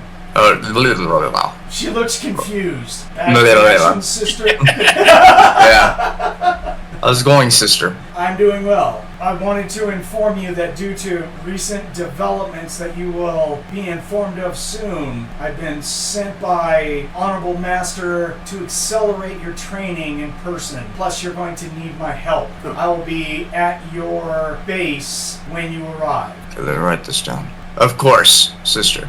I shall await then. I'll see you when you arrive here, sister. Yes. And then it goes blank. All right. Sounds good. Yeah. I'll And keep- when you shut that down and you stop it, you have to go to the communications room, obviously, for this. When you open up the door, Oki is right there in front of you. And I don't say anything. I just say excuse me and we pass him. Yeah, and he puts his arm in front of the doorway because he's just like, now there's not much on this ship that goes on without me knowing. That transmission burned through us and our crypto just like that. It's bullshit. I do not know of this crypto you are talking about. Come on now, don't play dumb with me. There's nothing that goes on in or outside of the communications of this ship that I'm not privy to. That burned it. Are you on our side or not, or what? Are you doing like some weird Jedi shit? I am in no way a Jedi, and I am always on your side, as long as I get paid. Well, You might need to roll a bullshit roll. what was the detect bullshit bonus again? Yeah. There is a skill for that. And she don't have it. Okay. Well, she has sense motive. Actually. That's what That's a you use. bullshit detector. Yeah, that's the bullshit detector. But bluff is the skill to tell. Yeah, no. Bullshit. Yeah, no. That would be a no. That's okay. If you were speaking bullshit, I don't have any way. Oki will buy it anyways. Okay. So he just looks at me. He's all like, "What the hell, man? In this type of crisis, you're gonna make untraceable calls that hacks through our systems like that? And I mean, do you realize how troublesome that can be? That the Imperial Hypernet transceivers and their security department, they're gonna pick up on this crap too. Maybe." I understand. I have no idea. I just received it. I did not make it. All right, mother. Can it be used untrained, both sense motive and bluff? You can, but it's so low for that poor kid. Oh, well, you never know. Shoot. But she wasn't talking bullshit, so she's very honorable. No, not really. Yeah, so I... Sense motive you can use untrained. I mean, it's an intelligence-based skill, but Natural 20 is a natural 20. well, it really wasn't bullshit. But okay, I get where you're coming from. It's funny. Well, he's got a pretty good intelligence.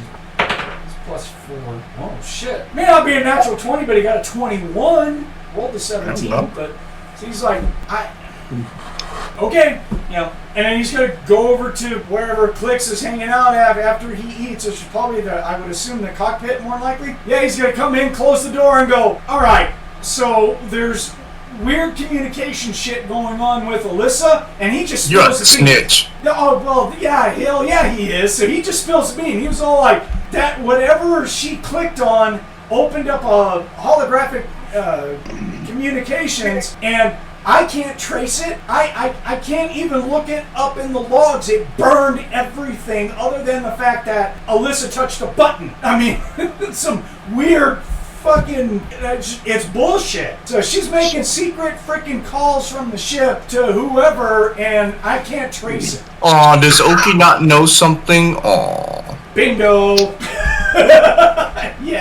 Yeah. Well, she does work for Trevor, so it could be some Imperial spy stuff. Spy is such an evil word, though. Like, don't... Hey, we've been through some shit in the past year, so... Yeah. I mean, are you surprised, There- Oki, at point? I'm surprised that from her. She uses the Force and everything. I mean, we've had so many problems with people using the Force that they've all turned out to be fuckholes with us that, I'm a little wary now. I'm starting to have a whole hatred of my own. But, Yeah, I got mind dumped by one. You are still being mind dumped by one, so, yeah. well, Yeah, well, it is what it is. Well, we can keep an eye on her. maybe still monitor.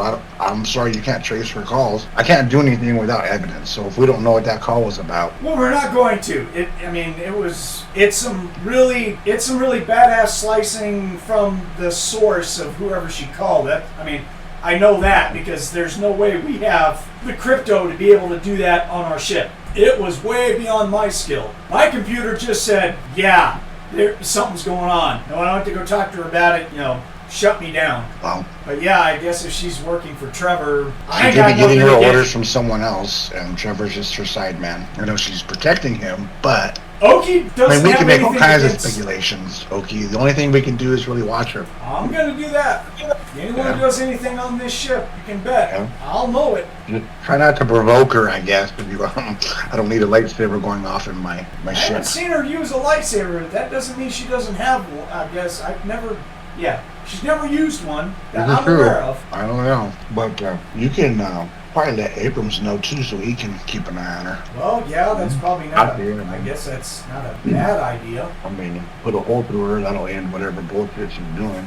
But Yeah, great. till that point happens, we'll just have to keep an eye on her. Now wait a minute. Yeah, then Oki will go track down Abrams and tell him, all right, here's what's going on. Watch this shady shit. So, yeah, he trusts you implicitly. Yeah, he likes Abrams, always has. Always has. Yeah. For a weird thing, I think I don't really have anything against Trevor either, even though he's Imperial, but so far the Imperials have been treating me nice, and they were the ones that were going to send me to college, so... Yeah, pretty much. They were the ones that were saying... We will hire him to do Right. something special Yeah. for us.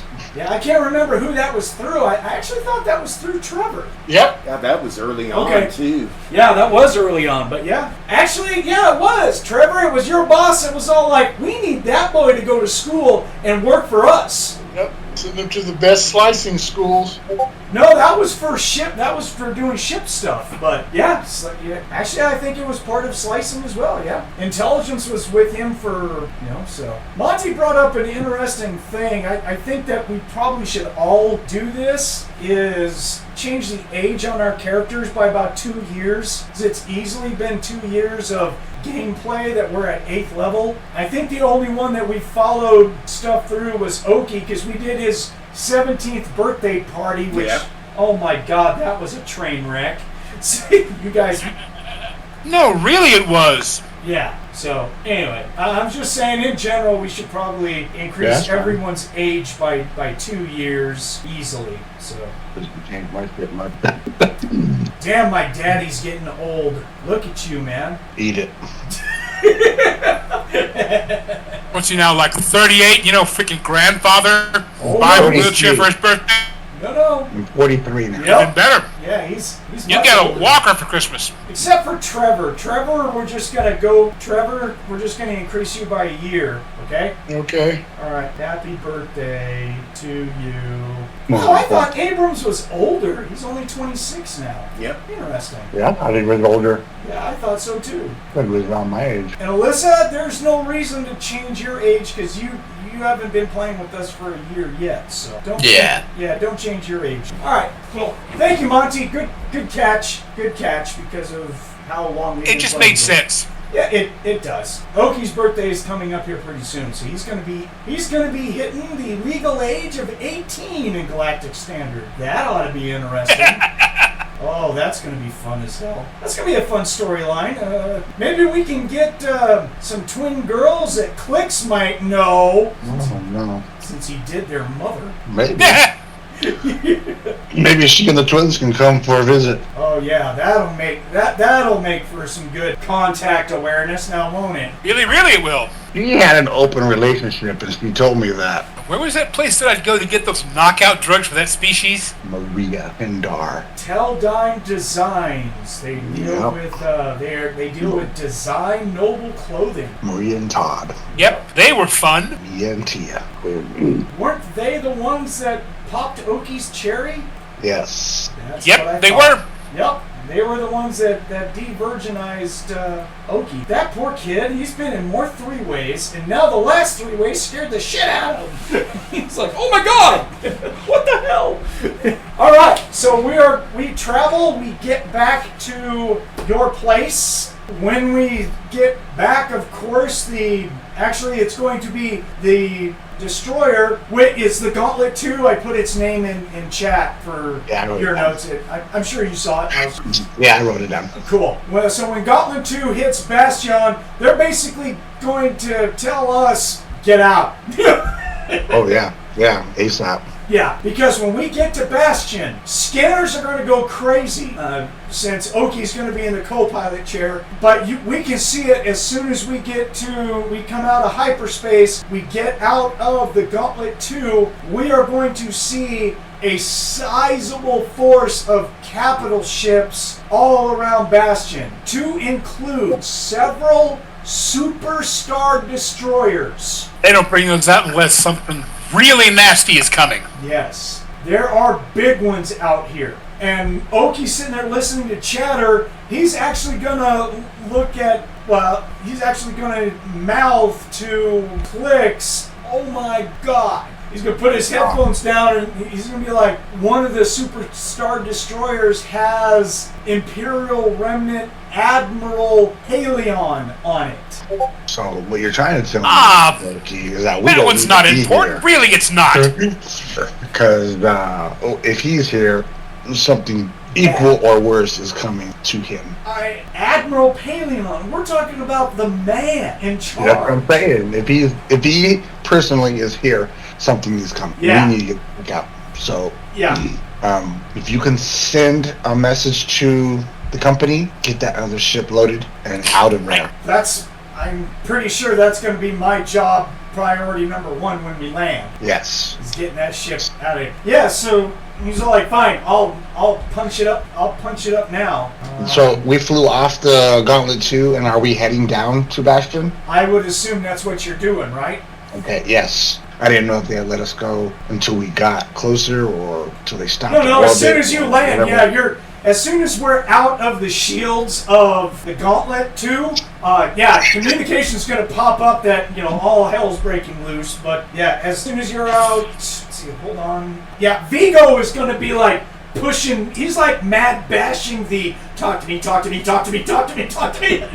how about now? How about now? Is now good for you? How about now? I'm good right now. So, put Vigo on the main channel for the entire crew so that everyone hears us. Bing! Okay, so Vigo's hologram is going to show up, and he's all like, "Where the fuck are you, Clix?" We are coming in off the Gauntlet 2, just arrived. The whole planet's on lockdown, and there's news of that the Yuzon Vong is attacking. They can't hide it anymore. I hear that the fleet with Admiral Paleon is in orbit right now. Yeah, I'm looking at his Superstar Destroyer right now. Trust me. This is what I want you to do, Vigo. I want you to load up that other ship and get everyone on it. Yeah, we're getting stuff on there, but we need Oki to look over the computer and everything. We're having issues with uploads because ship systems on this hunk of junk they gave it to us kind of torn up, so there's a lot of systems that aren't talking to the main computer on that ship right now. We've got a lot of issues with it. I mean, if we try and fly, it's going to be like by rowboat. Goody! Well, get it prepped and ready, and we'll be down just shortly. Alright, cool. So, yeah, and as soon as and then, of course, we're going to Oki's going to put out, we're being bombarded by Imperial Remnant security controls that are saying that we need to get our ass out of orbit, that we're on lockdown status at our business right now. We're not supposed to be up here. Fly fast, Dad. Haul ass. Express elevator to hell, going down! Oh, yeah, nice. I pumped those thrusters. Yeah.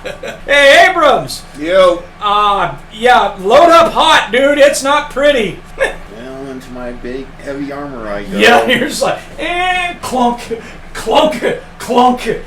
For some reason, it just feels right. It's been a while. Yes, it does, and the bladder's empty, too. It's even been cleaned out. Oh, look. It's got a brand new perfume cake in it. So after you checked all the weapons and everything, how many bottles of whiskey did you go through, for old time's sakes? Couple of them? I have my stash. Okay.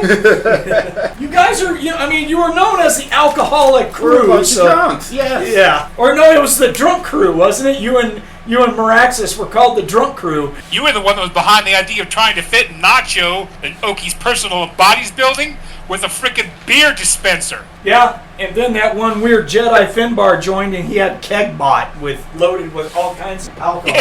And we lost him. Beloved Kegbot.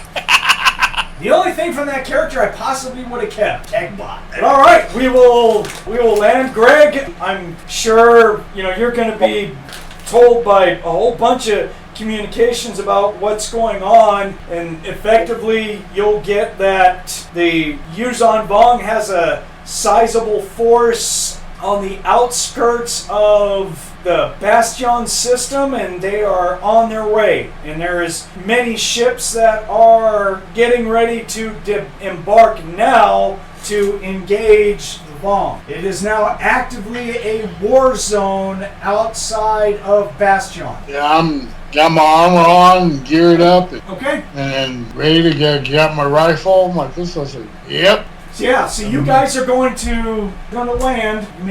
Don't make it very fancy there, Clix. Just get your ship into the docking area, and then you have to close up the doors and everything. It says everyone's on security lockdown, so stay that way. Oh yeah, we'll land the ship. I'll let Noki know that what he needs to do on the other ship. Yeah, he's like, I haven't had a chance to really get to it. So yeah, they're right. I mean, I have not had a chance to do anything. Yeah, not a problem, Dad. I'm gonna jump on it as soon as we can. Okay. Cool. I'll let Vigo know to set up lockdown for the entire company in the front. Nobody comes in. Yeah, and a few hours ago, there was someone who showed up. She's been here before, and I really can't stop her, but she says she's here for Alyssa and Trevor. Just saying. That's fine. Get on comms only for just my crew. Alyssa, are you expecting someone at our company? That was directed to you, Thomas. Sorry, what? Said, are you expecting someone at our business? I am, yes. Okay. Evidently they're there. I'm letting Vigo know that no one else is to show up. If anyone else has any visitors coming, you better tell me now, because Vigo is shutting down the company. Greg, are you talking about the picture I just sent? No. Oh. Background. I don't know who you're referring to for the Admiral. Remember in my background, forced retirement, tried to tank my career in the academy. Okay. No, I don't remember. I went through your background, but I haven't linked anything of your background. So whatever you're talking about with the is this the Admiral? I don't know what that is in reference to. You gotta help me out here, man. Is that the one that hates me? It wasn't his daughter. Which Admiral are you talking about? I didn't give him a name. Okay. That's why I'm asking. Are you talking about Admiral Paleon? Huh? No, I don't know his name. I don't know his name.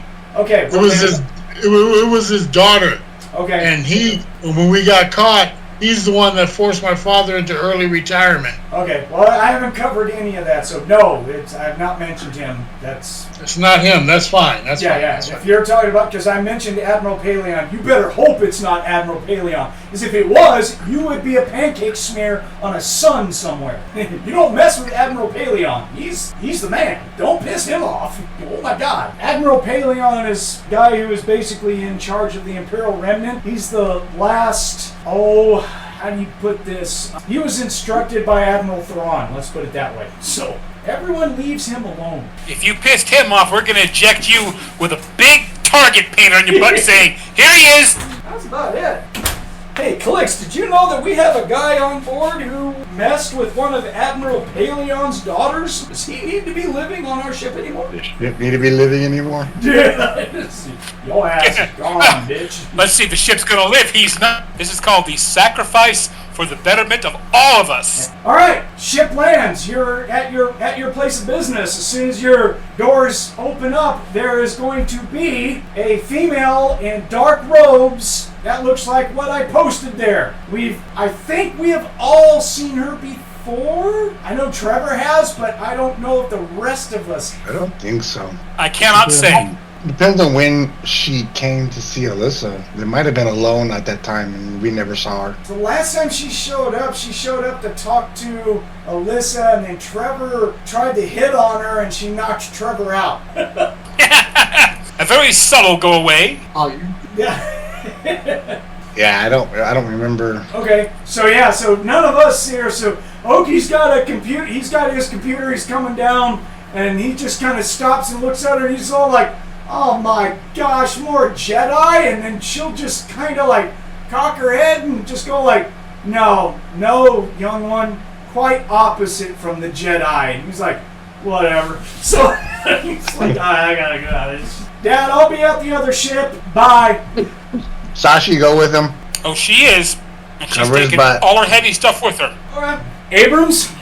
Yeah, lock loaded, men in the back ramp. Okay. Probably follow Oak or Clix wherever he goes, Yeah. or are you gonna watch the Look ship? on my or- side. You're with me. Okay, there you go. What weapon system are you carrying? Yes, that's the answer. No, he can't handle all three of the big weapon systems. No, that's why No one said that he didn't try. I'm just saying. So he's got the blaster pistol on his side. Yeah. We've got the I was, what? All three of those pistols you have on you. I always assume that. yeah. So. Yeah. The heavy, the blaster holdout, and the ion. Yeah. You don't go anywhere without that ion one because of, droids. Yeah, So, exactly. just in case you got to teach them fucking pieces of crap a lesson, right? Yes, sir. That's we're carrying the light repeater and the blaster rifle assault. System 1 and System 2. Okay. Well, which one are you carrying in your hands? One? In my hands is going to be. System 1, Let's see. probably. That's got the disintegrator on it. Yes, it does. Better watch where you're aiming that thing, son. Yeah. 1's in hand and 2's over the shoulder. Okay. All right, so you have this monstrosity of a weapon system that's an over and under mount, that the top part of it is your light repeater blaster rifle, and then on the bottom mount is a 10-loss disruptor rifle. Oh, gosh. Yeah, so you're like, I got this shit. Here, droid. Here. Well, that's pretty much anyone. And I'll point out that you are wearing your heavy battle armor that is custom modified. Yep. To increase your dex, and it gives you a higher movement. Your move is awesome in that armor, man. So Yeah. that armor is nasty. Yes, it is. And then you have your Pac 20 virtual wrist communicator, which all of us are linked up on and stuff, so we know where everyone's at and stuff. And Oki, with his slicing computer, can actually talk and guide and record video from everyone who is attached to that right now. So yeah. Alyssa does not have a Pac 20. We need to give her. I'm going to put on your sheet because we have some extras. Thomas, you're going to be given a PAC 20 virtual wrist communicator. Since you're part of the group, you're going to have one. I put it on your equipment list. It's basically audio and video communications. It can be multi-programmed for a bunch of different channels, but right now the channels for all of us are on there and coded for us, for our group, okay? Is he paying attention? Oh, what he's doing? I see it. Oh no! I forgot to turn on my mic. Okay. I said gotcha, and I said I put it on my character sheet. I just forgot to turn on my mic. My bad. He's just muted, and we're all like, we're asking Yeah. shit, dude. Yeah, my Where bad. the hell are you? Yeah, that's cool. That's fine. I'm just typing, so I need to turn off my mic so it doesn't pick up my clickety clack. Watching porn or something. That's fine, dude. It's alright. I was all like, is he like watching porn? I don't know. He's distracted. No, not that! Alright, so... Yeah, Sashi's wearing the best she's got when she goes to protect Oki. Yeah, you're not running around topless right now like you were on the ship. No, knowing that we're going into an area that could be compromised by Yuzon Vong, she is packing the best she's got, and that includes she's taking along her F-55 blaster cannon. Oh, Jesus. Taking the big boy out for a run. Oh yeah, she knows they blow up real good. This is her man she's protecting. I thought we had a separate inventory that had a shit ton of big ass guns and everything. Do I have that? Isn't that on the new ship? No. There Oh, I have it right here. Here it is. Here it is. Oh, that's right, because Spoils of war, I believe. we have a land speeder, a anti-tank blaster cannon with canisters, a projectile launcher, apex rounds for the projectile. Oh yeah, we had all kinds of stuff. There it is. I see it. You know what? Link that to where we all have it, and I'll put it here because we have a bunch of shit in that. Chris, you may want to look at this inventory because this is stuff that we had before you came back. So there's a lot of big stuff in this list. Yeah, you look at it. I put it in the Star Wars Discord channel. Okay, so take a look at it when you get a chance. Since you're now on our Discord, so yeah, it's a Word document. So just go grab it and keep a copy of it for yourself. There's a lot of shit in there. So we have really big guns. Excellent, Smither. So when we get off the ship, everyone, Clix, where are you going? I'm Vigo. Okay. Oh no, Vigo's gonna come running up, going just all like, "Boss, this is bad. Boss, this is bad. Oh my God, this is stupid." Yeah, no shit. Are we on lockdown? Oh yeah. Our roofs are all closed up and everything. If we open them, the Imperial Remnant's gonna come down on us like, with turbo batteries or something. So Yeah. Okay. we're trying to watch the news feeds as much as possible. Basically, the fleet has Admiral Paleon has sent the fleet forward to go basically engage with the Vong, but the whole planet's on military lockdown, and we're like basically being told to be ready to evacuate if it comes down to it, because the Vong have been known, since the Battle of Ithor to just planetary bombard a planet, and that's what we're going to be doing then. Yeah, we need to start loading. I've got the crew that's here. Everyone's going to start, loading stuff up. So whatever personal effects you guys have, might want to just be ready just in case. So we'll start having everyone load stuff up. Yeah. For sure. Sounds good. Oki's heading over to the other ship. He's going to get that going. Okay, good enough. Well, if we need be, I can pilot. I can fly the other ship and help out. We got your other crew that's on it. We'll take care of that. So if we have to. Yeah, do that. All right, Trevor, what's going on with you? I'm going to the building and set up a sniper's nest. Overlook the doors that come in. What about what are you doing with your 4 slaves? Are you going to keep them on the ship? They're going to stay on the ship. Okay, so they're being moved to the ship. All right, cool. Not mine. Are you sure about that? Yeah, it's on his personal thing.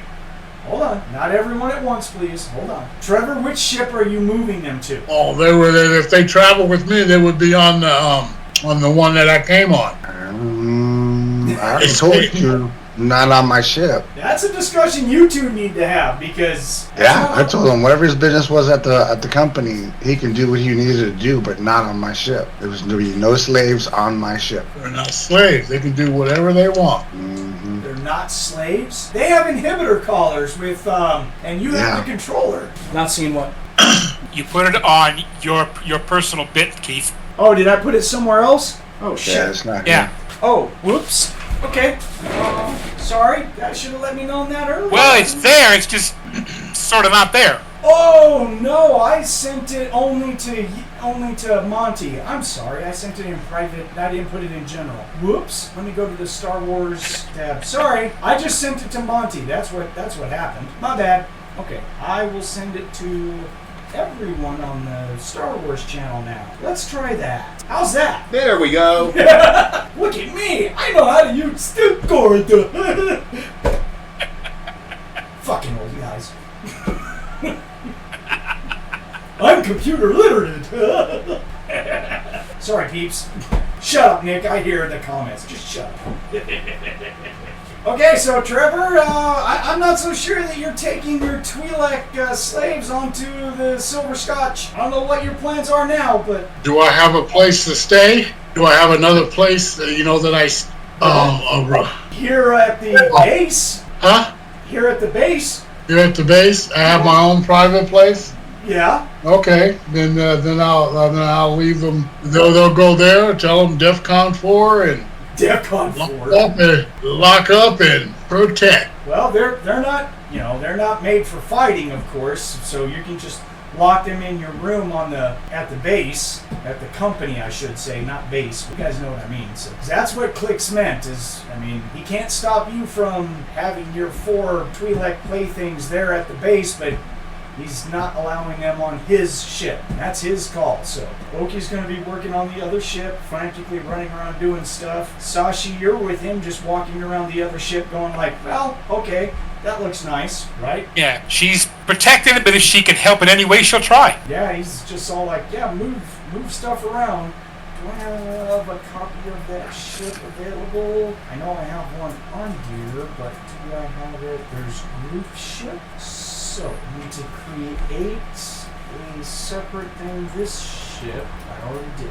Sorry, copy, create a copy. There it is. Save as. Save it into grid. Bang. Just go ahead and make sure that I'm sending it to everyone in the Star Wars group, not just to one person. There you go. Or everyone can now look at the other ship. If you open it up and you scroll down, there's an actual deck plans and a picture of what a YT-2400 looks like. So there you go. It's a Carillion YT-2400 space transport. It is pretty much kind of no frills. Oki's looking at. Trevor is doing his stuff. Abrams, you're following Clix around while he is basically moving stuff from his room and stuff back to our ship, basically, right? Yep. Yeah, I'll go to my office, get any information I need, anything that looks important. Cool. Oki is going to tell Sashi, I don't have time to move stuff, but just in case there's a planetary evacuation, you might want to go to our room and gather up as much as our personal effects as you can and put them on our ship. I don't need to be guarded while we're here, so, you might want to move all our stuff.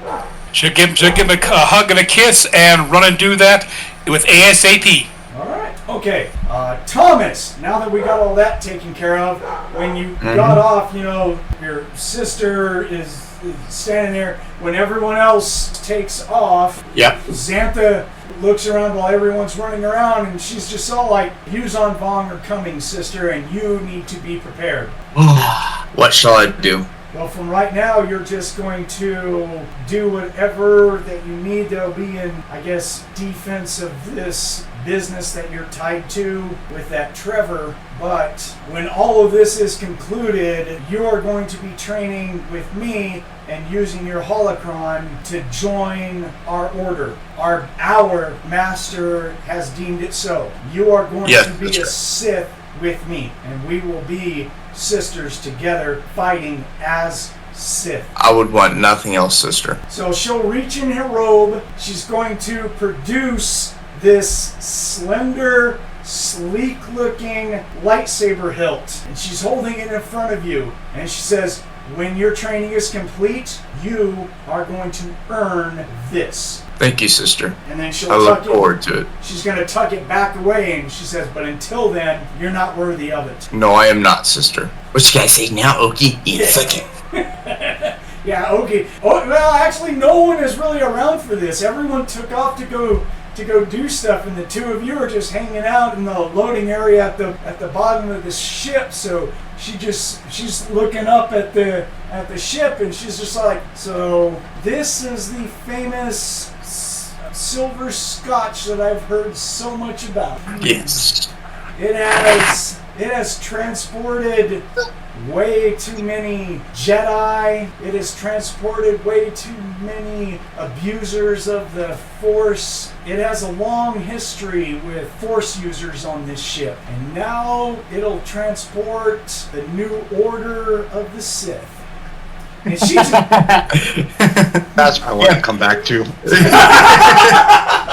somewhere back in the control room of an office. Clix goes, Fuck, what? My ears are burning. Yeah. I got an itch on my ass. It would be my pleasure, sister. First, you need to learn how to open yourself to the dark side and embrace the energies. That's what we're going to work on first, sister. The Yuzon Vong can be fought and have their powers turned against them. Our order knows this. It has happened once before, and our master is eager to teach us how to fight the Yuzon Vong. So you're going to get a taste of that here soon, sister. They're coming. And they will die. Against your staff and against my blade. They're going to learn once more that our order is in charge. And we're going to help the Imperial Remnant battle against the Yuzon Vong as one. Our master decrees it so. Yes. Someone's about to get electrocuted. Someone... Damn! Something about zappy. How many ranks do I have in that skill again? Too many? Let's see. Oh yes, 9 ranks. Someone gonna get zapped. We're just gonna call you Stormlord. Yeah. Well, sister, you may have to sacrifice a few of those abilities for your newfound abilities. We gotta swap some stuff around so you can meet the requirements for Sith Alkaloid. But we'll talk about that offline. What do you mean? No, I'm keeping that skill. You go away. I'm keeping the Force Lightning. I'll put too many ranks in that thing. Every other skill can go away, but that skill needs to stay. I haven't even used it because we've been out in the open, and I don't want to, They may not like that too much, but yeah. Sure, do it in front of me. Yeah, sure, do it in front of me. What the hell is wrong with you people that you guys are using this shit? Abrams full auto on that person right there. But for right now, sister, I'm here to help you out. There are official orders that are going to come down from the Imperial military that you and I are going to be involved with this Trevor guy, since he's the ranking military officer who's in charge. There's going to be some orders that are going to come down that are going to involve us. Yes, sister. Just like the way it used to be when the Sith were right along with the old Republic days. Yeah. That being said, hey Trevor! Yeah? Get on your comm, dude. Your boss is calling. Yeah?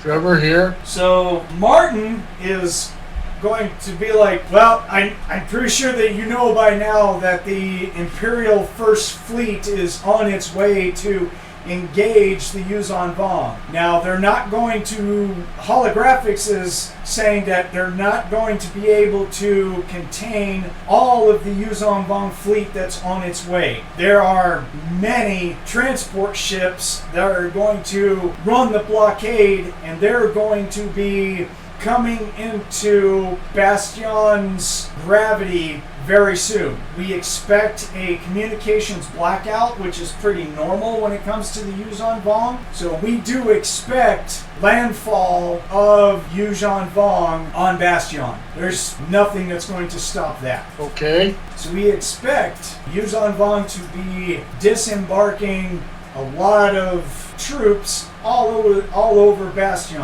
We are sure that your city is going to be affected. So you have full authority to defend in any way possible as much as you can unless there is an evacuation. So, exterminate with extreme prejudice. The Imperial Remnant's the Imperial Remnant is not going to forsake their capital planet. I repeat, terminate with extreme prejudice. Yes. Gotcha. And you will defend to the best of your ability with what you have there at your location to keep as much intact as you can your area. Now, that being said, I've got new orders being handed down that come from much higher than even myself. But you are being looked at because you have, shall we say, an envoy of Force users. These Force users are more than likely going to be incorporated with the military in the future, but for right now, you're to give them your full cooperation. Let them do what they need to do, defend your position. You understand? And these force users, they're not them fucking bleeding hippie solos or Skywalkers, are they? No, they're the 2 force users that you have on your grounds right now. One of them is from what we understand, is a Sith warrior, and the other one has been identified as her sister that you have with you as a bodyguard, Alyssa. Okay, yes, sir. So Copy that. say what? A Colonial XP 3000. Oh, off that inventory? Yeah. Yeah, we have some really big weapons in that inventory that came to us Yeah, during role-playing. he's taking a really close look at that XP That's all on our 3000. ship right now. Yeah. Everything that's on that inventory is on our ship. I believe it was set up that your room, yours and Maraxis's room, Yeah. is actually set up as an armory. Yes, it is. Okay. And that's why I'm seriously looking at that XP 3000 there. Yeah. There's some ugly Bless. weapons that are on there. So that one weapon system that still shows up in the armory, it's on there. But Sashi has taken a liking to that Blastech F-55. 55, yeah. Yeah. I can't blame her on that one. Yeah, at all. she's carrying that right now. Okay. Yeah. That has yet to be modified by anyone. She likes it, so. Yeah. Well, that Colonial XP 3000 might be sliding its way into my personal locker. Well, I mean, it's the 2 of you are the old people in charge of that stuff Yeah. right now, so. Yep. So, anyways. I'll just let the boss know. Clix. Yeah. Hasn't been modified yet. Oh, dear Mhm. God. Oh, dear God. I'm taking all the safeties off and everything.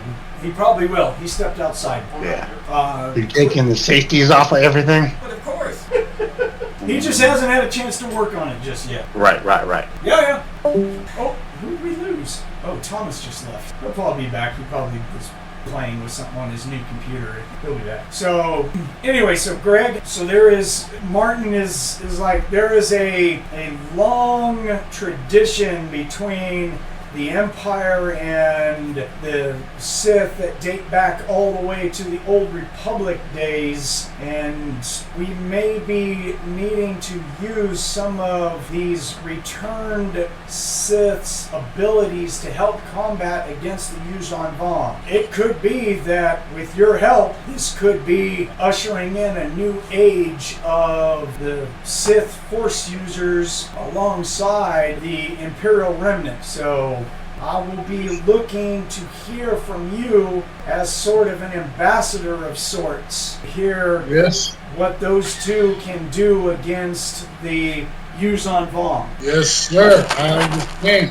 Long live the Empire. Yeah, Thomas's computer is doing updating, so he said he'll be right back. So, have they given any thought to the cloning of or reviving Palpatine? He just goes like, that's a discussion that is best had later on. Right now, just worry at the task on hand. The Yuuzhan Vong is incoming. The defense sirens are going to be activated here very shortly. You guys will see transports being landed and civil defense units being activated. Okay.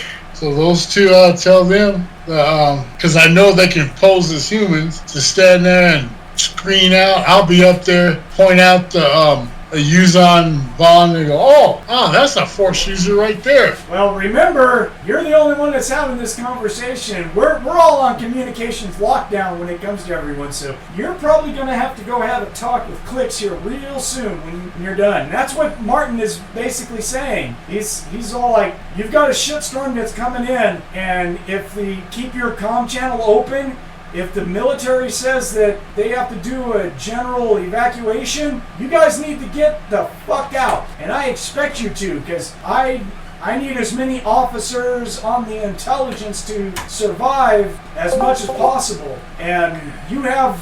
Hello? Yes, you're back on, Thomas. Alright, cool. Sorry about that. No, that's no big. Trevor, if all I can say is that you need to survive, and your 2 envoys that are assigned along with you need to survive. They don't have military rank just yet, but from what I'm understanding, that's going to happen. So it would behoove you to have them alongside you as much as possible. And you need to observe them and report as much as you can of what they can do to affect these Yuuzhan Vong.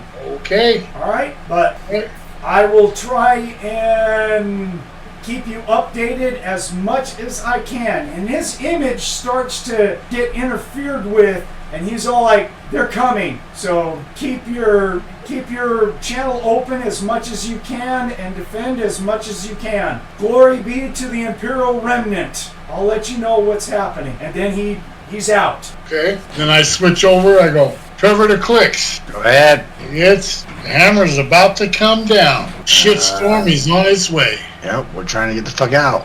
We got a bunch of incoming ships who are running the blockade. Be very wary, eyes open, keep the channels open, because there may be an emergency evac. Alright, We do know that the Yuuzhan Vong can disguise themselves as regular humans. Right, that's why I've given Ego the command not to let anyone in, regardless. So everyone here is going to hear on general broadcast that Bastion is now on military lockdown, that Yuuzhan Vong forces are breaching the atmosphere, and everyone is now on civil defense. No non-military personnel are allowed to launch at this time.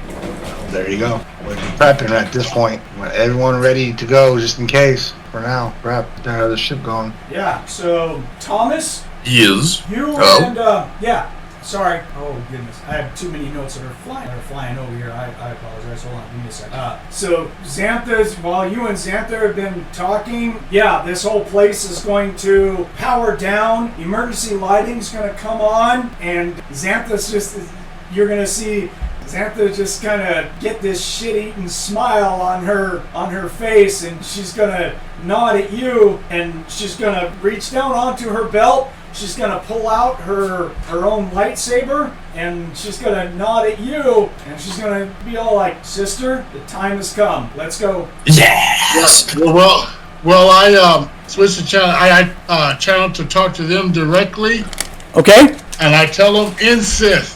Show me what you can do. Incest? No, in Sith. Oh, I was like, what the hell are you talking about now, Greg? Wow. Damn, you be drinking that Twi'lek fruit juice, something fierce. Dang. This is not the time to have a three-way. Yeah. Yeah. Alright, she pulls out her quarterstaff, untelescopes it, and gets ready. Greg, I don't see language Sith on your character sheet anywhere, so that's not going to happen. Huh? You do not have language Sith on your sheet anywhere, because language Sith is actually a skill, and you don't have it, dude. You have a butt ton of knowledge and stuff, but nothing that goes with the Sith. Knowledge is a skill. Language Sith is a skill. Special ability and feat. Read, write, speak Sith. Oh, for fuck's sake. There it is. Oh, shit. Did not miss that one in Civics class. Damn! Alright. Made the GM go fuck himself. Shut up. Alright. Good enough, man. Wow. That's a GM bitch slap is what that is. Alright. I'm just going to sit down and shut the fuck up. Wow. Okay.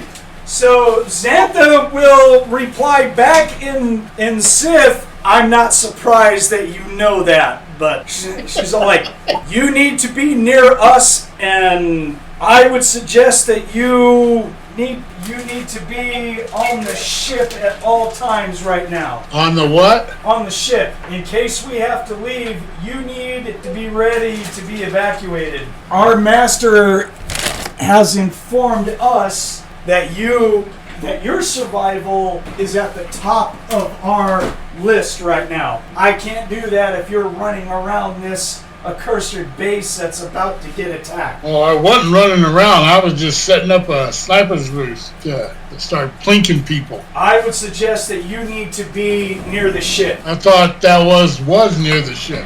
Okay, so where is this sniper's roost that you're trying to do? I was on top of the building. Well, on top of the building is not near the ship. If you're on top of the building, you're probably going to be taking civil defense fire. You don't need to be outside. Your ass needs to be inside the building, inside the ship, really. Yeah, behave yourself, sir. Say, if he's ignoring civil defense fire, how tough is that armor? Yeah, not that tough. Yeah, so... When did he get MD armor? Yeah, we've lost power to the building. We're on emergency power right now. Okie is yelling out on the comm, "Oh my God, we're gonna die! What the hell's going on here?"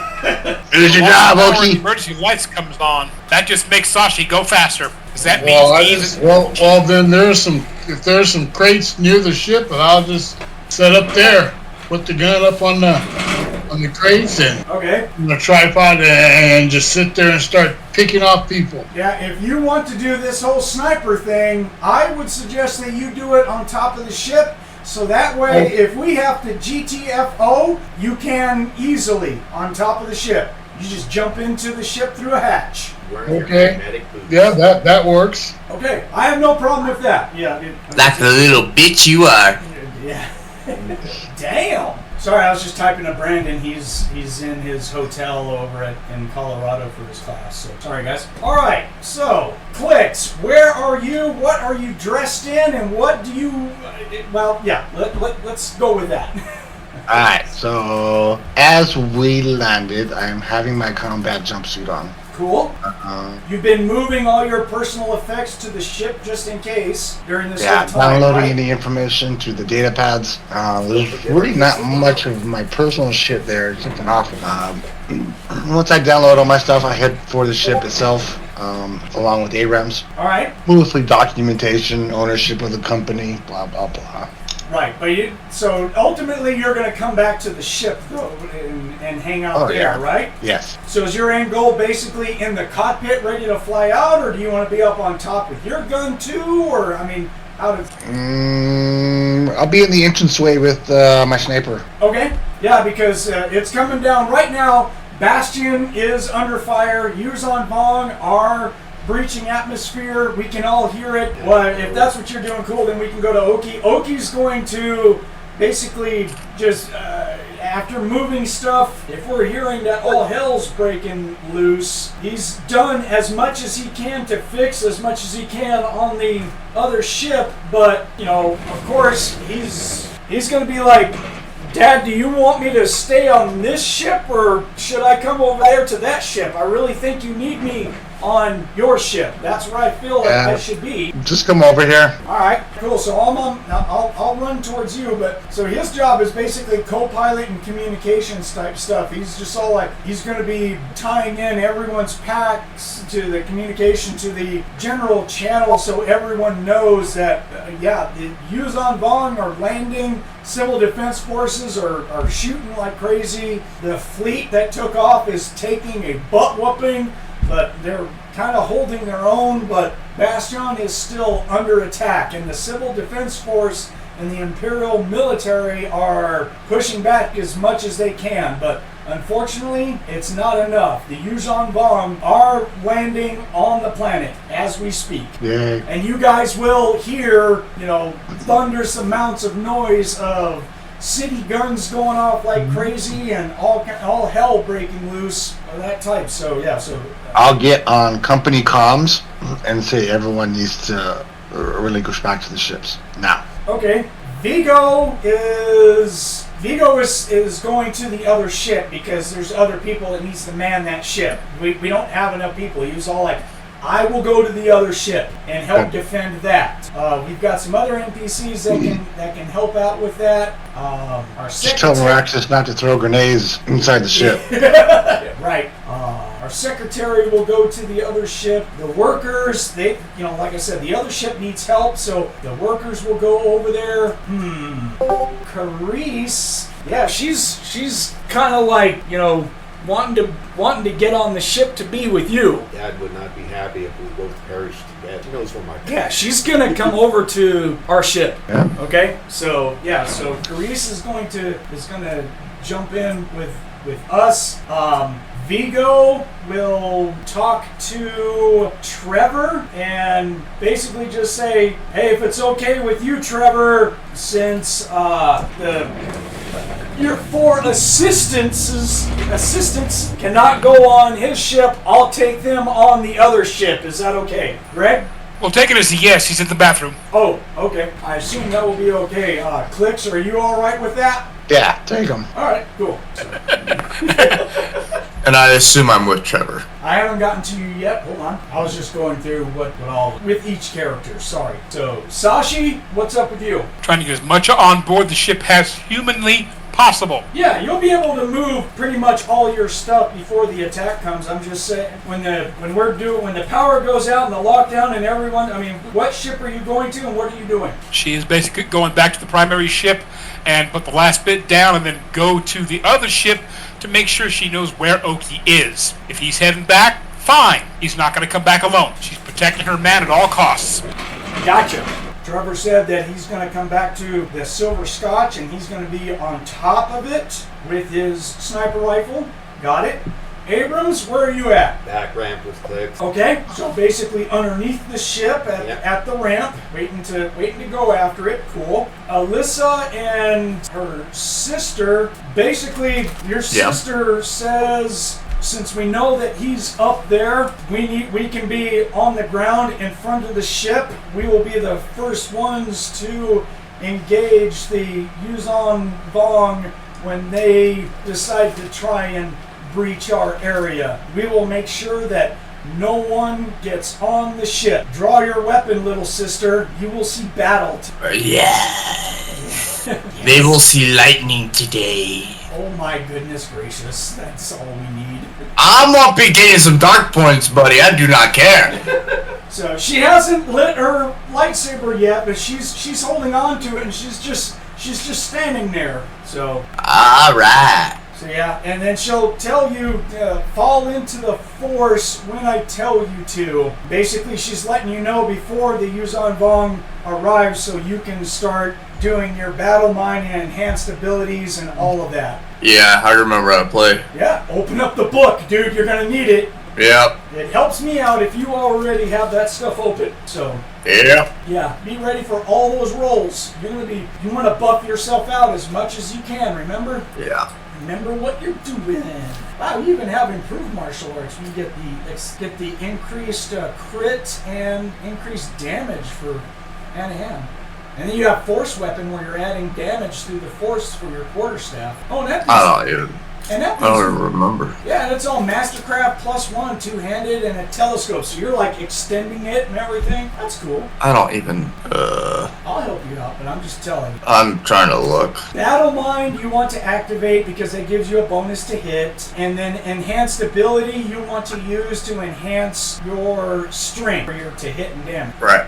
And you don't want to do those in the middle of combat. You want to always do those just like right before combat. You're just like, here they come. And you're like, all right, I want to activate my force abilities. Be spending vitality to give yourself to hit and damage increases. They're very good to have. Can I do that now? They only last for a short time, and that's why your sister said be ready to drop into the force when I say so. You don't want to waste the force points. Okay. Basically how you want to do it, because Battle Mind, you spend the force points, you roll on the table, and then you get a force bonus to attack, and it only lasts for 1 minute or 10 rounds. So you don't want to do it too early and waste it. Battle Mind is really good, and then Enhanced Ability, you want to enhance to your strength, and it gives you a force bonus to your strength, which will up your hit and damage, and that also only lasts for 1 minute or 10 rounds. So you only want to activate those like right before you go into battle. Basically before initiative is rolled, so that way it doesn't take your initial actions to do, because they take like move actions and stuff like that, okay? Okay. You can just look them up in the skills. Refresh yourself about it. Okay. It really doesn't say if it's a 3. Oh, it's a move. It's a move action. It takes a move action. Okay. And Oh, Battle that's Mind, I believe, also takes a move action. Most of the force powers take, especially the buff ones, a move action. Yeah, both of them take a move action. So you could do both of them as a double move action on a full attack. Remember, it's based off of like 3.5 rules. So. Okay. It goes on 3.0, I think. Yeah. Okay. Cool. So that's where everyone is set up at, right in the middle of that. So what does a force bonus mean? Force bonus means that it will stack with just about anything. Remember how you can't have different types of bonuses stack on one another, like a they have different types of bonuses, like a defense bonus or a deflect or stuff like that. Force bonus. Go ahead. So I just add like the +2 or the +4 when I do enhanced ability to the actual ability. Yes, if you do enhanced ability, what you do is you roll to see what your result is, and whatever the force bonus is gives you that bonus to say. I mean, you're going to do it to your strength, because since you're going hand to hand, you want it to add to your strength. So say that you roll a +2 force bonus. So that +2 force bonus would give you an 18. Yeah, an 18 to your strength. So overall, you would get a +1 to hit and damage. Okay, That's gotcha. why the force bonuses are always in 2s. So that way, it guarantees that you always plateau to the next bonus automatically. Okay. So if you roll Sounds good. really well and get like a +6, then you can basically. Where's the force lightning skill description? I'm trying to find it. Force lightning is in skills. It's a skill. Okay, it's in skills. I Yeah, didn't know if it it's was in the Dark No, Side Handbook or. No. It's Oh yeah, there it is. 88. Yeah. Okay, thank you. Yeah, you can draw upon the dark side of the force to blast one or more targets with bolts of energy. Oh yeah, has a range of 6 meters. Oh my goodness. Sounds good. Has a range of 10 meters.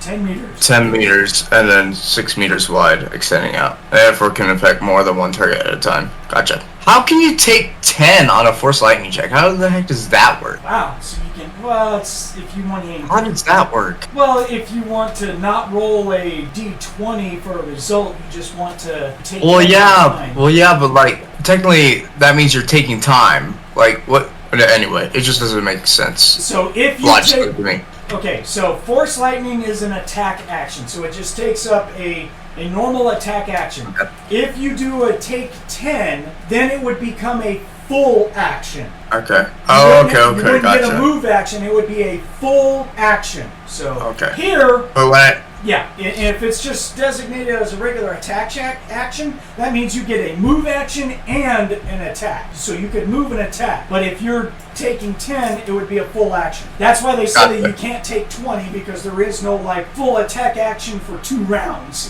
kind of crap. So, all right, yeah. sounds good. Yeah, it gets goofy, but that's how it works. Okay. All right.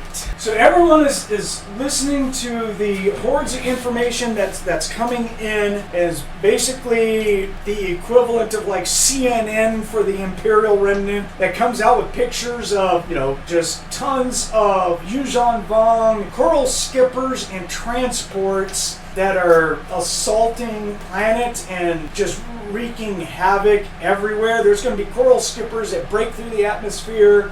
Civil defense forces are just lighting up like crazy, but it is a madhouse of how much forces the Yuuzhan Vong bring to attack Bastion. It's quite scary. We must have learned something from the past battle with the Jedi. Well, there's no Jedi here, though. That's the issue. And That's what's bothersome. yes, yeah. And we're at the point where they have blockaded. Or not blockaded, I'm sorry. But they have conquered a bunch of planets at this time. And they, this time period, have taken over the invasion chart. Buying time, trying to get to where they. So at this time, they've taken over like 15 planets. So they've actually worked their way into the expansion. So Oh yeah, they've been blasting all kinds of planets. So yeah, since Ithor just fell, they decided to come after one of the Imperial remnant planets, and that's what they're doing here. They've decided to, since they've basically split the New Republic and the Imperial remnant after the defeat of Ithor, they've decided to take a hammer and go after the primary world of... They're doing a divide and conquer, it seems. Yeah. I'm sorry, go after the primary world of for the Imperial remnant and just kind of weaken them, and that's what this is right now. They're coming after Bastion, something terrible. So all of us on the outside will be able to hear multiple explosions, even impacts on the armored dome system of our building and stuff. There's going to be some. We'll hear some debris and some laser blasts and some plasma that will land on top of our building. Nothing that will really damage it, but enough that we'll see cracks and and everything. And we have no power right now other than the ships. And the ships are pretty much kept at a get ready to take off kind of thing, right? Where we have everything powered up and just ready to go, right, Clix? Yes. Yeah, you're like, this is about to turn into some crap. So, yeah. Oh, I didn't even notice. Brandon jumped on. He's listening in. Hey, Brandon, how you doing, man? All right, just listening in. All right, cool. Yeah, your character will jump in on this next time that we play. All right. Yeah, welcome, dude. Hope everything's going okay with you with your travel, man. I'm finally in the hotel room, so I can kind of just chill. Oh, that's cool. All right, so the Civil Defense Force stuff just... is going crazy, and eventually there is going to be call-outs from the channels that is going to say there is confirmed sightings of troops, Yuuzhan Vong troops that have disembarked from a whole lot of carriers and stuff, and they are spreading out all over the place on the main cities.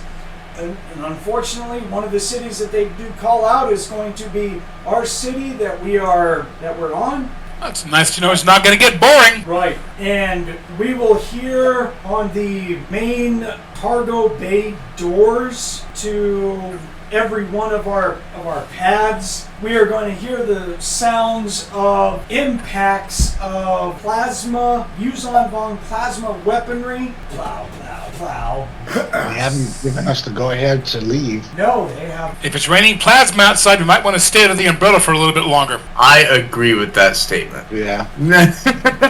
You cut out pretty bad there, Monte. It's like I said, if it's raining plasma outside, we might want to stay inside a little longer. If they come knocking on the front door, we put out the unwelcome mat. I didn't know Cakebot was still with us, so. He's not, but anyways. So, right before I ask for an initiative, we're just going to get into it here. I didn't get her on the initiative track. I need to. Hold on a second. Xantha will turn to Alyssa and nod at her and say, fall into the dark side now. And she's going to ignite this rather nice and long crimson red lightsaber. Buddies, we're here. And there is not a person here present that will not see a red lightsaber ignite. That is not a safety light. Abrams, fuck, here we go. They're up at the back front, we're at the back. Yeah, you got range. Yes. Yeah, you're just all like, that's fine. They're over. I can shoot past them. We're good. Is there a skill called Enhanced Skill? No, there's not one for enhanced skills. Okay, so... Are you sure? Yeah, so Thomas, Alyssa you want to roll for your battle mind. And the Enhanced Ability, Yeah, I'm let's guessing? take them one at a time here. Okay. So, battle mind will- is what you spend depends on how well you roll. So go ahead and roll your D20 for battle mind. So you're rolling a D20 plus 11 as you fall into the Force. This isn't a good sign, but I rolled a 1. Jesus Christ! Sputter, sputter, sputter, Fall spark. into! You're supposed to fall into, not sideways from! You jumped into the pool and hit the diving board! Wow. Why, Thomas? Why? So you have -2 on your initiative, Oh my god. -4 on your dexterity. Yeah. Your lightsaber heals damage now! Well, she doesn't have a lightsaber. At least not yet. So, alright, so you're going to have to spend 2 vitality. It's going to cost you 2 vitality no matter what. And, yeah, for some reason the dark side's not answering you today on Battle Mind. You just kind of get the we're sorry, but the dark side that you are attempting to contact is not operational. Oh, Thomas, why? Please try again tomorrow. Yeah. Can you guys understand him? Yeah. Who? Monte? Monte? Yeah. I heard him. What? He's on- He's literally just like breaking up real bad. No, I heard him just Volume fine. too high. He's been fine. I understand them, but He's had a couple of robot moments, but I mean, Well, all I hear is robot. weird. Hmm. I hear him fine. Podcast hears him fine, so that has to be something on your end. That's what I was joking about earlier. Oh, okay. That's fine. Gosh, Don't- darn it. It's cool. He's on a new headset that's been working great today, so I think he's 10 times better than what he used to be. So his new headset's Okay. working fantastic. Thank We'll you, see that. Brandon. Appreciate that. Yes, we do! See, he's still breaking up. I don't know. I heard him just fine on that one too. So yeah, all he's right. fine on my end. Okay, so let's go with your enhanced ability. You're plus 14 on that one. Okay, I've been told an 18. Wow, you rolled terrible. Oh wait, I'm downloading a game right now. Oh shoot. Well, that be it. Yeah, but the weird part is I'm hearing all of you guys just fine. But his internet connection's not that great, so there's probably a lag with his internet versus lag from yours from downloading the game. So yeah, Alright. so anyways, yeah. So you get a force bonus of +1 to your strength, or +2 to your strength, which gives you a +1 to hit and a +1 damage. Just remember, just take a side note. You have a +1 to hit and a +1 damage for 10 rounds. But for Battle Mind, you are Butkus. It don't matter. Whatever. Do it. Okay. Sounds good. Yep. So this and all right, everyone, grab your dice and get some initiative going. Here comes the crap storm. Those bad guys. Damn it! Ay, ay. I'm going last. I don't know about that, buddy. Oh yeah, I got a Hold on, 4. I don't know. Me too. Bro. Hold on, guys. Wait until I. Oh. Not there. Get my bad guys. Let me get Oki out of the way. Oki has got a +2. All right. If I have to get. Oh my gosh. Are you kidding me? Oh, Lord. It's a good thing he's not a combat guy, because if you were counting on him to be in combat, we're in trouble. Damn, that sucks. Okay. All right, Clix. What'd you get for initiative? 16. Nice. Sashi? 27. She has a +9 initiative, and you roll really freaking good. So, Trevor? I rolled a 1. I got a 4. No, you rolled a 1. You got a 1. Doesn't matter what your initiative bonus is. If you roll a 1 for initiative, enjoy bottom. Do you want hot wings with the pizza? I guess he tried to fall into the Force a little bit too much, too. He was all like, Palpatine, help me! I knew I should have got that chap stamp. Yeah, it helps for Lou. I'm telling you, you guys good bonuses. Mm-hmm. Alyssa, what'd you get? 7. Oki got a 4. Abrams, what'd you get? 26. Well, at least the people with the great big guns went first. We like that improved initiative, man, so... Oh yeah, it helps tremendously. Oh, yeah. Gun nuts like improved initiatives. Oh my gosh, that's terrible. And then Xantha gets an 11. So, it's going to be round 1. And nice. Okay, is there a picture of those? Just so everyone knows what we're fighting? Sorry, I'm trying to find a picture. Now, as far as characters goes, we've seen these guys before. These are the lizard warriors that the Yuzon Vong use as shock troops. What? Oh, there he is. Yeah, sorry, I hit the wrong button when I was posting. My bad. So what I was saying is that character-wise, you guys have seen these creatures before. These are the lizard-like shock troopers that they use on Vong uses. They've got what looks like light crab armor, and they all have these yellow, greenish amphistaffs. These are the living staffs that Sashi absolutely cannot stand. Oh, goody, right? So, a portion of the door is going to melt away in front of our ship, and at the same time, we're going to hear that the other ship has got the same thing going on. It's like, oh, we're being assaulted and all pads at the same time. And when the doors melt, it gets filled with dozens, multiple dozens of little lizard warriors who are screaming, hissing mad, and running forward with their staffs, whizzing their staffs above their head and charging forward. Congratulations. Now in the Yuzon Vong shitstorm. Mow them down. And at the top of this round is going to be Sashi gets to go first. What would you like to do, Sashi? You're looking on these... Pick a target. Okay. Okay, I bet she's going to see basically how many she can scatter when she lobs a fragmentation grenade in their midst. Okay. I figure it's got some kind of a punch to it. They won't let me have the heavier ones. Something about throwing a thermal detonator near the ship. No. Yeah, how about no? They won't let me have those. I thought that Clix specifically said no explosives on the ship, to a degree. Well, they're all locked in my room. Well, it's not on the ship. It's in the vicinity of... I said they could. They just better not activate anything on the ship.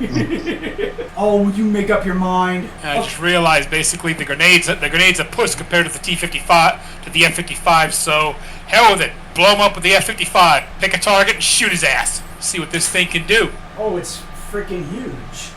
From what you told me, she has just enough strength to use it. Yeah, it's big. Yeah, it's a heavy weapon. Okay, She's got the skill. Yeah, so remember, you can, if you want to take multiple shots with it, actually it says it is single shot only. It is just one great big. You can't take. Yeah, never mind. You can't. She would love to, but she can't. Yeah, the weapon doesn't cycle. Pick one fast. target. Yeah, it doesn't cycle fast enough. Pick one target and shoot. So hold on. Oh well, I'm waiting. I'm just trying to remember. That's a melee weapon.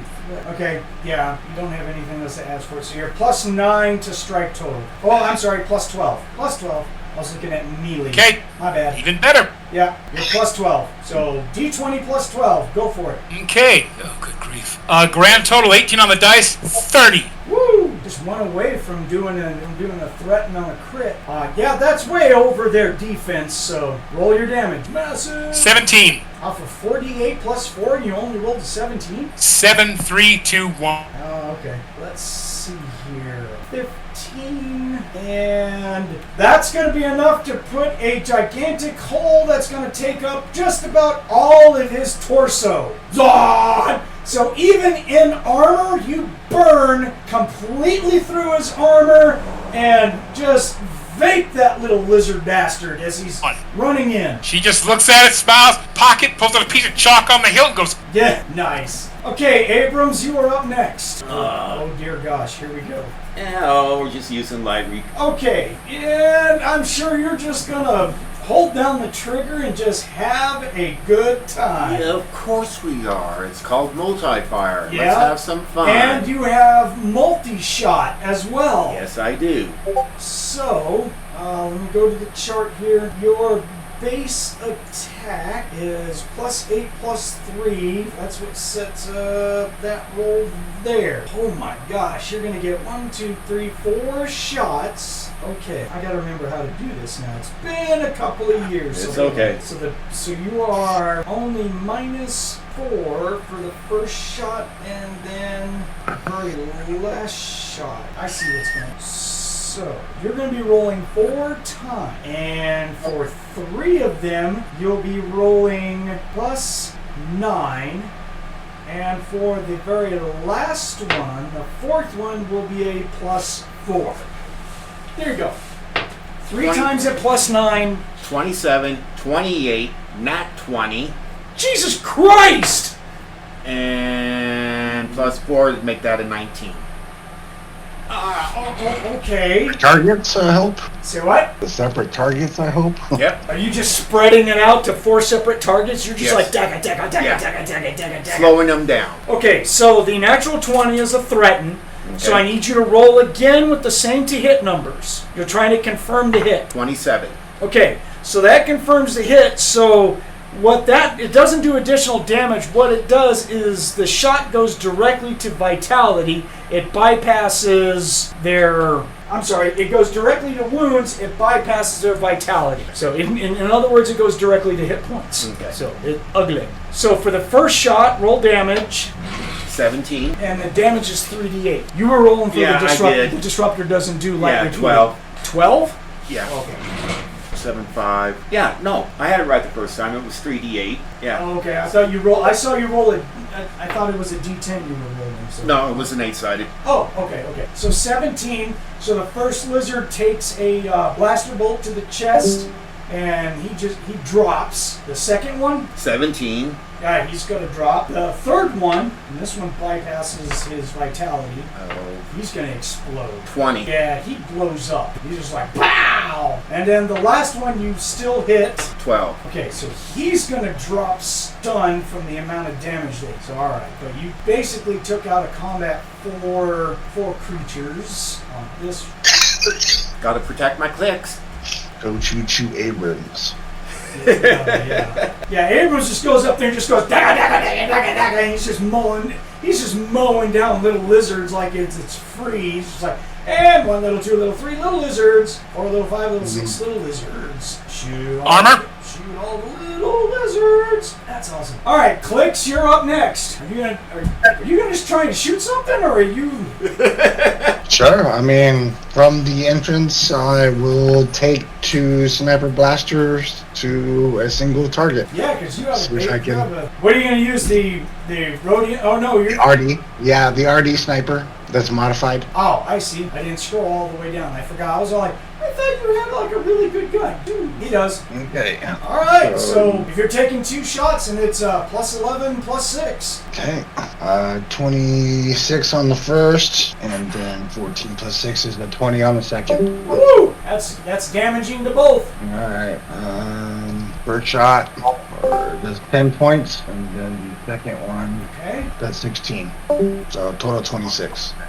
Were both shots on the same creature, or were you splitting them up? Both of them on the same creature.